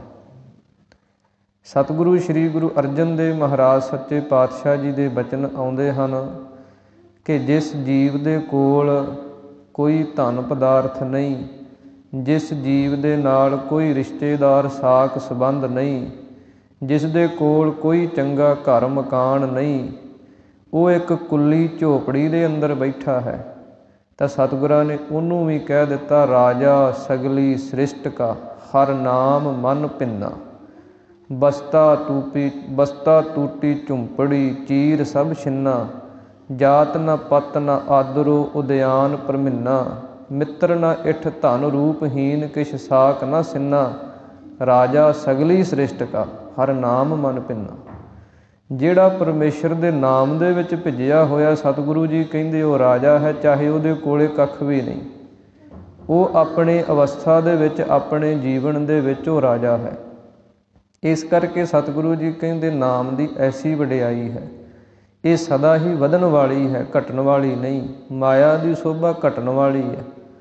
ਜਿਵੇਂ ਆਪਾਂ ਵੇਖਦੇ ਹਾਂ ਕਿ ਇੱਕ ਚੰਦਰਮਾ ਨੂੰ ਆਪਾਂ ਵੇਖਦੇ ਹਾਂ, ਜਦੋਂ ਪੂਰਨਮਾਸੀ ਤੋਂ ਬਾਅਦ ਜਿਹੜਾ ਚੰਦਰਮਾ ਉਹ ਘਟਣਾ ਸ਼ੁਰੂ ਹੋ ਜਾਂਦਾ। ਇਹ ਮਾਇਆ ਦੀ ਵਡਿਆਈ ਹੈ। ਇੱਕ ਵਾਰੀ ਤਾਂ ਮਨੁੱਖ ਨੂੰ ਬੜਾ ਉੱਚਿਆਂ ਚੁੱਕ ਦਿੰਦੀ ਹੈ, ਬੜਾ ਚਮਕਾ ਦਿੰਦੀ ਹੈ, ਬੜੀ ਜੈ ਜੈਕਾਰ ਕਰਾ ਦਿੰਦੀ ਹੈ, ਪਰ ਬਾਅਦ ਦੇ ਵਿੱਚ ਘਟਦੀ ਇੱਕ ਦਿਨ ਮੱਸਿਆ ਵਾਲੀ ਰਾਤ ਆ ਜਾਂਦੀ ਹੈ, ਕੱਖ ਵੀ ਪੱਲੇ ਨਹੀਂ ਰਹਿੰਦਾ। ਦੂਜੇ ਬੰਨੇ ਨਾਮ ਦੀ ਵਡਿਆਈ ਐਸੀ ਹੈ, ਜਿਵੇਂ ਮੱਸਿਆ ਤੋਂ ਅਗਲੇ ਦਿਨ ਚੰਦਰਮਾ ਵਧਣ ਲੱਗ ਜਾਂਦਾ। ਇਹ ਮੱਸਿਆ ਦੀ ਵਡਿਆਈ ਹੈ, ਇਹ ਪਰਮੇਸ਼ਰ ਦੇ ਨਾਮ ਦੀ ਵਡਿਆਈ ਹੈ। ਚਾਹੇ ਸਾਡੇ ਕੋਲੇ ਕੱਖ ਨਹੀਂ, ਚਾਹੇ ਜੀਵ ਦੇ ਕੋਲੇ ਕੁਝ ਵੀ ਨਹੀਂ, ਪਰ ਜੇ ਪਰਮੇਸ਼ਰ ਦਾ ਨਾਮ ਹੈ ਤੇ ਉਹਨੇ ਨਹੀਂ ਛੱਡਿਆ, ਜਪ ਰਿਹਾ, ਉਹ ਵੱਧਦਾ ਇੱਕ ਦਿਨ ਪੂਰਨਮਾਸੀ ਦੇ ਚੰਦਰਮਾ ਵਾਂਗੂ ਚਮਕਣ ਲੱਗ ਪੈਂਦਾ। ਇਸ ਕਰਕੇ ਸਤਿਗੁਰੂ ਜੀ ਕਹਿੰਦੇ, ਹਰਿ ਕੇ ਨਾਮ ਕੀ ਵਡਿਆਈ। ਹਰੀ ਪਰਮੇਸ਼ਰ ਦੇ ਨਾਮ ਦੀ ਐਸੀ ਵਡਿਆਈ ਹੈ। ਇਹ ਨਾਮ ਸਭ ਤੋਂ ਉੱਤਮ ਹੈ। ਇਹਨੂੰ ਜਦੋਂ ਕੋਈ ਜਪਣ ਲੱਗ ਜਾਂਦਾ, ਉਹ ਜਪਣ ਵਾਲਾ ਵੀ ਉੱਤਮ ਹੋ ਜਾਂਦਾ। ਇਸ ਕਰਕੇ ਐਸੇ ਨਾਮ ਨੂੰ ਸਤਿਗੁਰੂ ਜੀ ਕਹਿੰਦੇ, ਆਠ ਪਹਿਰ ਗੁਣ ਗਾਈ। ਅੱਠੇ ਪਹਿਰ ਹੀ ਅਸੀਂ ਐਸੇ ਨਾਮ ਨੂੰ, ਉਹਦੇ ਗੁਣਾਂ ਨੂੰ ਗਾਉਂਦੇ ਹਾਂ। ਇਹ ਨਾਮ ਕਿੱਥੋਂ ਪ੍ਰਾਪਤ ਹੋਇਆ? ਗੁਰ ਪੂਰੇ ਤੇ ਪਾਈ। ਇਹ ਪੂਰੇ ਗੁਰੂ ਦੇ ਪਾਸੋਂ ਸਾਨੂੰ ਇਹ ਨਾਮ ਦੀ ਦਾਤ ਮਿਲਦੀ ਹੈ। ਸਤਿਗੁਰਾਂ ਨੇ ਸਿਧਾਂਤ ਬਣਾਇਆ ਹੋਇਆ ਪੰਜ ਪਿਆਰੇ ਸਾਹਿਬਾਨ ਦਾ, ਕਿ ਪੰਜਾਂ ਪਿਆਰਿਆਂ ਸਾਹਿਬਾਨਾਂ ਦੇ ਪੇਸ਼ ਹੋ ਕੇ ਗੁਰੂ ਕੀ ਅੰਮ੍ਰਿਤ ਦੀ ਦਾਤ ਜਦੋਂ ਆਪਾਂ ਪ੍ਰਾਪਤ ਕਰਦੇ ਹਾਂ, ਉੱਥੇ ਫਿਰ ਸਾਨੂੰ ਇਹ ਵਾਹਿਗੁਰੂ ਮੰਤਰ, ਮੂਲ ਮੰਤਰ ਇਹ ਦ੍ਰਿੜ ਕਰਵਾਇਆ ਜਾਂਦਾ। ਇਹ ਨਾਮ ਦੀ ਦਾਤ ਦਿੱਤੀ ਜਾਂਦੀ ਹੈ। ਹੋਰ ਕੋਈ ਇਕੱਲਾ ਆਦਮੀ ਨਾਮ ਦੀ ਦਾਤ ਨਹੀਂ ਦੇ ਸਕਦਾ। ਇਸ ਕਰਕੇ ਸਤਿਗੁਰੂ ਜੀ ਕਹਿੰਦੇ, ਅਸਲੀ ਜਿਹੜਾ ਨਾਮ ਲੈਣਾ ਹੈ ਨਾ, ਉਹ ਐਸੇ ਗੁਰੂ ਦੇ ਪਾਸੋਂ, ਪੰਜਾਂ ਪਿਆਰਿਆਂ ਦੇ ਪਾਸੋਂ ਜੋ ਸਿਧਾਂਤ ਸਤਿਗੁਰਾਂ ਨੇ ਬਣਾਇਆ, ਉਹ ਦੇ ਸਕਦੇ ਹੈ। ਇਸ ਕਰਕੇ ਸਤਿਗੁਰੂ ਜੀ ਕਹਿੰਦੇ, ਪੂਰੇ ਗੁਰੂ ਪਾਸੋਂ ਜਿਨ੍ਹਾਂ ਨੇ ਐਸੇ ਨਾਮ ਦੀ ਦਾਤ ਨੂੰ ਪ੍ਰਾਪਤ ਕੀਤਾ ਹੈ, ਉਹਨਾਂ ਦੀ ਵਡਿਆਈ, ਉਹਨਾਂ ਦੀ ਸੋਭਾ ਸੰਸਾਰ ਦੇ ਅੰਦਰ ਵੱਧਦੀ ਫੁੱਲਦੀ ਹੈ। ਪ੍ਰਭ ਕੀ ਅਕਥ ਕਹਾਣੀ ਜਨ ਬੋਲ ਹੈ ਅੰਮ੍ਰਿਤ ਬਾਣੀ। ਸਤਿਗੁਰੂ ਜੀ ਕਹਿੰਦੇ, ਪ੍ਰਭੂ ਪਰਮੇਸ਼ਰ ਦੀ ਜਿਹੜੀ ਕਹਾਣੀ ਹੈ ਉਹ ਅਕਥ ਹੈ। ਉਹ ਪਰਮੇਸ਼ਰ ਦੀਆਂ ਕਥਾ ਕਹਾਣੀਆਂ ਨੂੰ ਜੇ ਕੋਈ ਬਿਆਨ ਕਰਨਾ ਚਾਹੇ ਤੇ ਉਹ ਅਕਥ ਰੂਪ ਦੇ ਅੰਦਰ ਹੈ, ਕਥਨ ਦੇ ਵਿੱਚ ਨਹੀਂ ਆਉਂਦੀਆਂ। ਆਪਣੇ ਸਮੇਂ ਨੂੰ ਸਫਲਾ ਬਣਾਉਣ ਵਾਸਤੇ, ਪਰਮੇਸ਼ਰ ਵਾਹਿਗੁਰੂ ਦੇ ਜਸ ਦਾ ਆਨੰਦ ਮਾਣਨ ਵਾਸਤੇ ਅਸੀਂ ਕੁਝ ਨਾ ਕੁਝ ਬਿਆਨ ਕਰਦੇ ਹਾਂ, ਪਰ ਉਹ ਪਰਮੇਸ਼ਰ ਵਾਹਿਗੁਰੂ ਦੀ ਜਿਹੜੀ ਕਥਾ ਹੈ ਉਹ ਅਕਥ ਹੈ। ਅਕਥ ਕਹਾਣੀ ਪ੍ਰੇਮ ਕੀ। ਉਹ ਪਰਮੇਸ਼ਰ ਵਾਹਿਗੁਰੂ ਦੇ ਪ੍ਰੇਮ ਦੀਆਂ ਕਥਾ ਕਹਾਣੀਆਂ ਜਿਹੜੀਆਂ ਹਨ ਉਹ ਅਕਥ ਹਨ। ਜਨ ਬੋਲ ਹੈ ਅੰਮ੍ਰਿਤ ਬਾਣੀ। ਜਿਹੜੇ ਪਰਮੇਸ਼ਰ ਵਾਹਿਗੁਰੂ ਦੇ ਜਨ ਹਨ, ਉਹ ਆਪਣੇ ਮੁਖ ਤੋਂ ਐਸੀ ਅੰਮ੍ਰਿਤ ਬਾਣੀ ਨੂੰ ਬੋਲਦੇ ਹਨ। ਨਾਨਕ ਦਾਸ ਵਖਾਣੀ ਗੁਰ ਪੂਰੇ ਤੇ ਜਾਣੀ। ਸਤਿਗੁਰੂ ਜੀ ਕਹਿੰਦੇ, ਪਰਮੇਸ਼ਰ ਵਾਹਿਗੁਰੂ ਦੇ ਦਾਸਾਂ ਦੁਆਰਾ, ਜਾਂ ਸਤਿਗੁਰੂ ਜੀ ਕਹਿੰਦੇ, ਅਸੀਂ ਪਰਮੇਸ਼ਰ ਦੇ ਦਾਸ ਹੋ ਕੇ ਇਸ ਪਾਵਨ ਬਾਣੀ ਨੂੰ ਵਿਖਿਆਨ ਕਰ ਰਹੇ ਹਾਂ। ਗੁਰ ਪੂਰੇ ਤੇ ਜਾਣੀ। ਪੂਰੇ ਗੁਰੂ ਦੁਆਰਾ ਹੀ ਐਸੀ ਪਾਵਨ ਗੁਰਬਾਣੀ ਦੀ ਸਮਝ ਸੂਝ ਸਾਨੂੰ ਪ੍ਰਾਪਤ ਹੁੰਦੀ ਹੈ, ਜਾਂ ਪੂਰੇ ਗੁਰੂ ਦੁਆਰਾ ਹੀ ਇਸ ਪਾਵਨ ਬਾਣੀ ਦੇ ਅੰਦਰ ਜੋ ਪਰਮੇਸ਼ਰ ਵਾਹਿਗੁਰੂ ਦਾ ਜਸ ਬਿਆਨ ਕੀਤਾ ਹੋਇਆ, ਉਹਦੀ ਸਮਝ ਸਾਨੂੰ ਪ੍ਰਾਪਤ ਹੁੰਦੀ ਹੈ। ਇਸ ਕਰਕੇ ਸਤਿਗੁਰੂ ਜੀ ਕਹਿੰਦੇ ਹਨ, ਇਸ ਪਾਵਨ ਗੁਰਬਾਣੀ ਦੇ ਲੜ ਲੱਗ ਕੇ, ਪਾਵਨ ਗੁਰਬਾਣੀ ਦੇ ਸਿਧਾਂਤ ਨੂੰ ਅਪਣਾ ਕੇ, ਪਾਵਨ ਗੁਰਬਾਣੀ ਦੇ ਗਿਆਨ ਨੂੰ ਸਮਝ ਕੇ ਆਪਣੇ ਜੀਵਨ ਦੇ ਅੰਦਰ ਲਾਗੂ ਕਰਕੇ ਅਸੀਂ ਆਪਣਾ ਜਿਹੜਾ ਜੀਵਨ ਹੈ ਉਹ ਸੁਚੱਜਾ, ਸੋਹਣਾ ਅਤੇ ਸੁੰਦਰ ਬਣਾ ਸਕਦੇ ਹਾਂ। ਇਹ ਪਾਵਨ ਪਵਿੱਤਰ ਉਪਦੇਸ਼ ਧੰਨ ਸ੍ਰੀ ਗੁਰੂ ਅਰਜਨ ਦੇਵ ਮਹਾਰਾਜ ਸੱਚੇ ਪਾਤਸ਼ਾਹ ਜੀ ਨੇ ਆਪਾਂ ਨੂੰ ਬਖਸ਼ਿਸ਼ ਕੀਤੇ ਹਨ, ਜਿਨ੍ਹਾਂ ਨੂੰ ਆਪਾਂ ਰਲ ਮਿਲ ਕੇ ਪੜ੍ਹਿਆ, ਸੁਣਿਆ, ਵਿਚਾਰਿਆ ਹੈ। ਇਹ ਪਾਵਨ ਪਵਿੱਤਰ ਉਪਦੇਸ਼ ਸਾਡੇ ਸਾਰਿਆਂ ਦੇ ਪੜ੍ਹਨ ਸੁਣਨ ਵਾਲਿਆਂ ਦੇ ਹਿਰਦਿਆਂ 'ਚ ਵਸਣ। ਜਿੱਥੇ ਆਪਾਂ ਇਹਨਾਂ ਨੂੰ ਸੁਣਿਆ ਹੈ ਉੱਥੇ ਇਹਨਾਂ ਨੂੰ ਮੰਨ ਕੇ ਆਪਣੇ ਜੀਵਨ ਦੇ ਵਿੱਚ ਲਾਗੂ ਕਰਕੇ ਗੁਰੂ ਵਾਲੇ ਬਣ ਕੇ ਨਾਮ ਸਿਮਰਨ ਦਾ ਅਭਿਆਸ ਕਰਨਾ, ਜਿਹੜਾ ਇਹਨੂੰ ਅਭਿਆਸ ਬਣਾਉਣਾ। ਕਿਉਂਕਿ ਨਾਮ ਜਿਹੜਾ ਪਰਮੇਸ਼ਰ ਵਾਹਿਗੁਰੂ ਦਾ ਜਪਣਾ ਬੜਾ ਔਖਾ ਕੰਮ ਹੈ, ਸਭ ਤੋਂ ਔਖਾ ਕੰਮ ਇਹ ਹੈ। ਪਰ ਸਤਿਗੁਰੂ ਜੀ ਕਹਿੰਦੇ ਇਹ ਅਭਿਆਸ ਦੇ ਨਾਲ ਜਦੋਂ ਸਾਡੇ ਮਨ ਦੇ ਅੰਦਰ ਪ੍ਰੇਮ ਪੈਦਾ ਹੋ ਜਾਂਦਾ ਨਾ, ਫਿਰ ਉਹ ਪ੍ਰੇਮ ਦੇ ਵਿੱਚੋਂ ਹੀ ਭਗਤੀ ਪੈਦਾ ਹੁੰਦੀ ਹੈ। ਉਹ ਭਗਤੀ ਦੇ ਵਿੱਚੋਂ ਹੀ ਫਿਰ ਸਾਨੂੰ ਗਿਆਨ ਮਿਲਦਾ, ਗਿਆਨ ਦੇ ਵਿੱਚੋਂ ਹੀ ਆਨੰਦ ਅਤੇ ਖੇੜਾ ਪ੍ਰਾਪਤ ਹੁੰਦਾ। ਇਸ ਕਰਕੇ ਸਾਡਾ ਪ੍ਰੇਮ ਜਿਹੜਾ ਉਹ ਗੁਰੂ ਨਾਲ ਹੋਣਾ ਚਾਹੀਦਾ, ਬਾਣੀ ਨਾਲ ਹੋਣਾ ਚਾਹੀਦਾ। ਫਿਰ ਸਾਡੇ ਅੰਦਰੋਂ ਪਰਮੇਸ਼ਰ ਦੇ ਨਾਮ ਨੂੰ ਜਪਣ ਦੀ ਤਾਂਘ, ਇੱਛਾ ਜਿਹੜੀ ਹੈ ਉਹ ਪੈਦਾ ਹੁੰਦੀ। ਇਸੇ ਕਰਕੇ ਸਤਿਗੁਰਾਂ ਨੇ ਸਾਧ ਸੰਗਤ ਬਣਾਈ ਹੈ ਕਿ ਸਾਧ ਸੰਗਤ ਦੇ ਵਿੱਚ ਰੰਗ ਲਾਗਤ ਲਾਗਤ ਲਾਗਤ ਹੈ। ਇਹਦੇ 'ਚ ਰੰਗ ਲੱਗਦਿਆਂ ਲੱਗਦਿਆਂ ਲੱਗ ਜਾਂਦਾ। ਸਾਧ ਸੰਗਤ ਐਸੀ ਹੈ। ਸਤਿਗੁਰਾਂ ਦੀ ਪਾਵਨ ਬਾਣੀ ਦੇ ਬਚਨ ਹਨ ਕਿ ਸਾਧ ਸੰਗਤ ਦੀ ਐਸੀ ਮਹਾਨਤਾ ਹੈ, ਸੰਗਤ ਕਾ ਗੁਣ ਬਹੁਤ ਅਧਿਕਾਈ, ਪੜ੍ਹ ਸੂਆ ਗਣਕ ਉਧਾਰੇ। ਇੱਕ ਗਣਕਾ ਦਾ ਜ਼ਿਕਰ, ਇੱਕ ਵੇਸਵਾ ਦਾ ਜ਼ਿਕਰ ਆਉਂਦਾ। ਉਹ ਤੋਤੇ ਦੇ ਨਾਲ ਹੀ ਸੰਗਤ ਕਰਨ ਲੱਗ ਪਈ। ਆਪ ਉਹ ਰਾਮ ਬੋਲਦੀ ਹੈ, ਫਿਰ ਮਗਰ ਤੋਤਾ ਬੋਲਦਾ। ਉਹਦਾ ਵੀ ਸਤਿਗੁਰਾਂ ਨੇ ਉਦਾਹਰਣ ਦੇ ਦਿੱਤਾ ਵੀ ਉਹ ਵੀ ਤਰ ਗਈ। ਸੰਗਤ ਦਾ ਐਸਾ ਮਹਾਤਮ ਹੈ। ਇਸ ਕਰਕੇ ਸਤਿਗੁਰੂ ਜੀ ਬਿਆਨ ਕਰਦੇ ਹਨ ਕਿ ਸੰਗਤ ਦੇ ਵਿੱਚ ਪਰਮੇਸ਼ਰ ਦੇ ਨਾਮ ਨੂੰ ਜਪਣ ਦੀ ਇੱਛਾ ਪੈਦਾ ਹੁੰਦੀ ਹੈ। ਸਾਡੇ ਮਨ ਦੇ ਜਿਹੜੇ ਸੰਸਕਾਰ ਹਨ ਉਹ ਬਦਲਦੇ ਹਨ। ਇਸ ਕਰਕੇ ਸਤਿਗੁਰਾਂ ਨੇ ਸਾਡੇ 'ਤੇ ਮਹਾਨ ਕਿਰਪਾ ਕੀਤੀ ਹੈ। ਗੁਰੂ ਕੀ ਪਾਵਨ ਗੁਰਬਾਣੀ ਨੂੰ ਆਪਾਂ ਪੜ੍ਹਿਆ, ਸੁਣਿਆ, ਵਿਚਾਰਿਆ ਹੈ। ਇਹ ਪਾਵਨ ਪਵਿੱਤਰ ਉਪਦੇਸ਼ ਸਾਡੇ ਹਿਰਦੇ 'ਚ ਵਸਣ। ਆਪਾਂ ਲੋਕ ਸੁਖੀਏ, ਪਰਲੋਕ ਸੁਹੇਲੇ ਹੋਈਏ।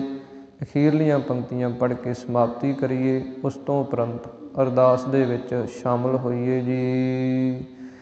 ਪ੍ਰਭ ਕੀ ਅਕਥ ਕਹਾਣੀ, ਜਨ ਬੋਲਹਿ ਅੰਮ੍ਰਿਤ ਬਾਣੀ। ਨਾਨਕ ਦਾਸ ਵਖਾਣੀ, ਗੁਰ ਪੂਰੇ ਤੇ ਜਾਣੀ। ਵਾਹਿਗੁਰੂ ਜੀ ਕਾ ਖਾਲਸਾ, ਵਾਹਿਗੁਰੂ ਜੀ ਕੀ ਫਤਿਹ। ਹੇ ਗੋਬਿੰਦ, ਹੇ ਗੋਪਾਲ, ਹੇ ਦਇਆਲ ਲਾਲ। ਪ੍ਰਾਣਨਾਥ ਅਨਾਥ ਸਖੇ, ਦੀਨ ਦਰਦ ਨਿਵਾਰ। ਹੇ ਸਮਰੱਥ ਅਗਮ ਪੂਰਨ, ਮੋਹਿ ਮਇਆ ਧਾਰ।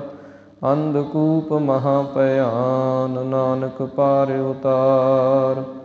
ਆਏ ਪ੍ਰਭ ਸਰਣਾਗਤੀ, ਕਿਰਪਾ ਨਿਧ ਦਇਆਲ। ਏਕ ਅੱਖਰ ਹਰ ਮਨ ਬਸਤ, ਨਾਨਕ ਹੋਤ ਨਿਹਾਲ। ਜਲ ਥਲ ਮਹੀਅਲ ਪੂਰਿਆ, ਸੁਆਮੀ ਸਿਰਜਣਹਾਰ। ਅਨਕ ਭਾਂਤ ਹੋਏ ਪਸਰਿਆ, ਨਾਨਕ ਏਕੰਕਾਰ। ਵਾਹਿਗੁਰੂ ਨਾਮ ਜਹਾਜ ਹੈ, ਚੜ੍ਹੇ ਸੋ ਤਰੇ ਪਾਰ। ਜੋ ਸ਼ਰਧਾ ਕਰ ਸੇਵੰਦੇ, ਗੁਰੂ ਪਾਰ ਉਤਾਰਨਹਾਰ। ਜੋ ਸ਼ਰਧਾ ਕਰ ਸੇਵੰਦੇ, ਗੁਰੂ ਪਾਰ ਉਤਾਰਨਹਾਰ। ਤੂੰ ਠਾਕੁਰ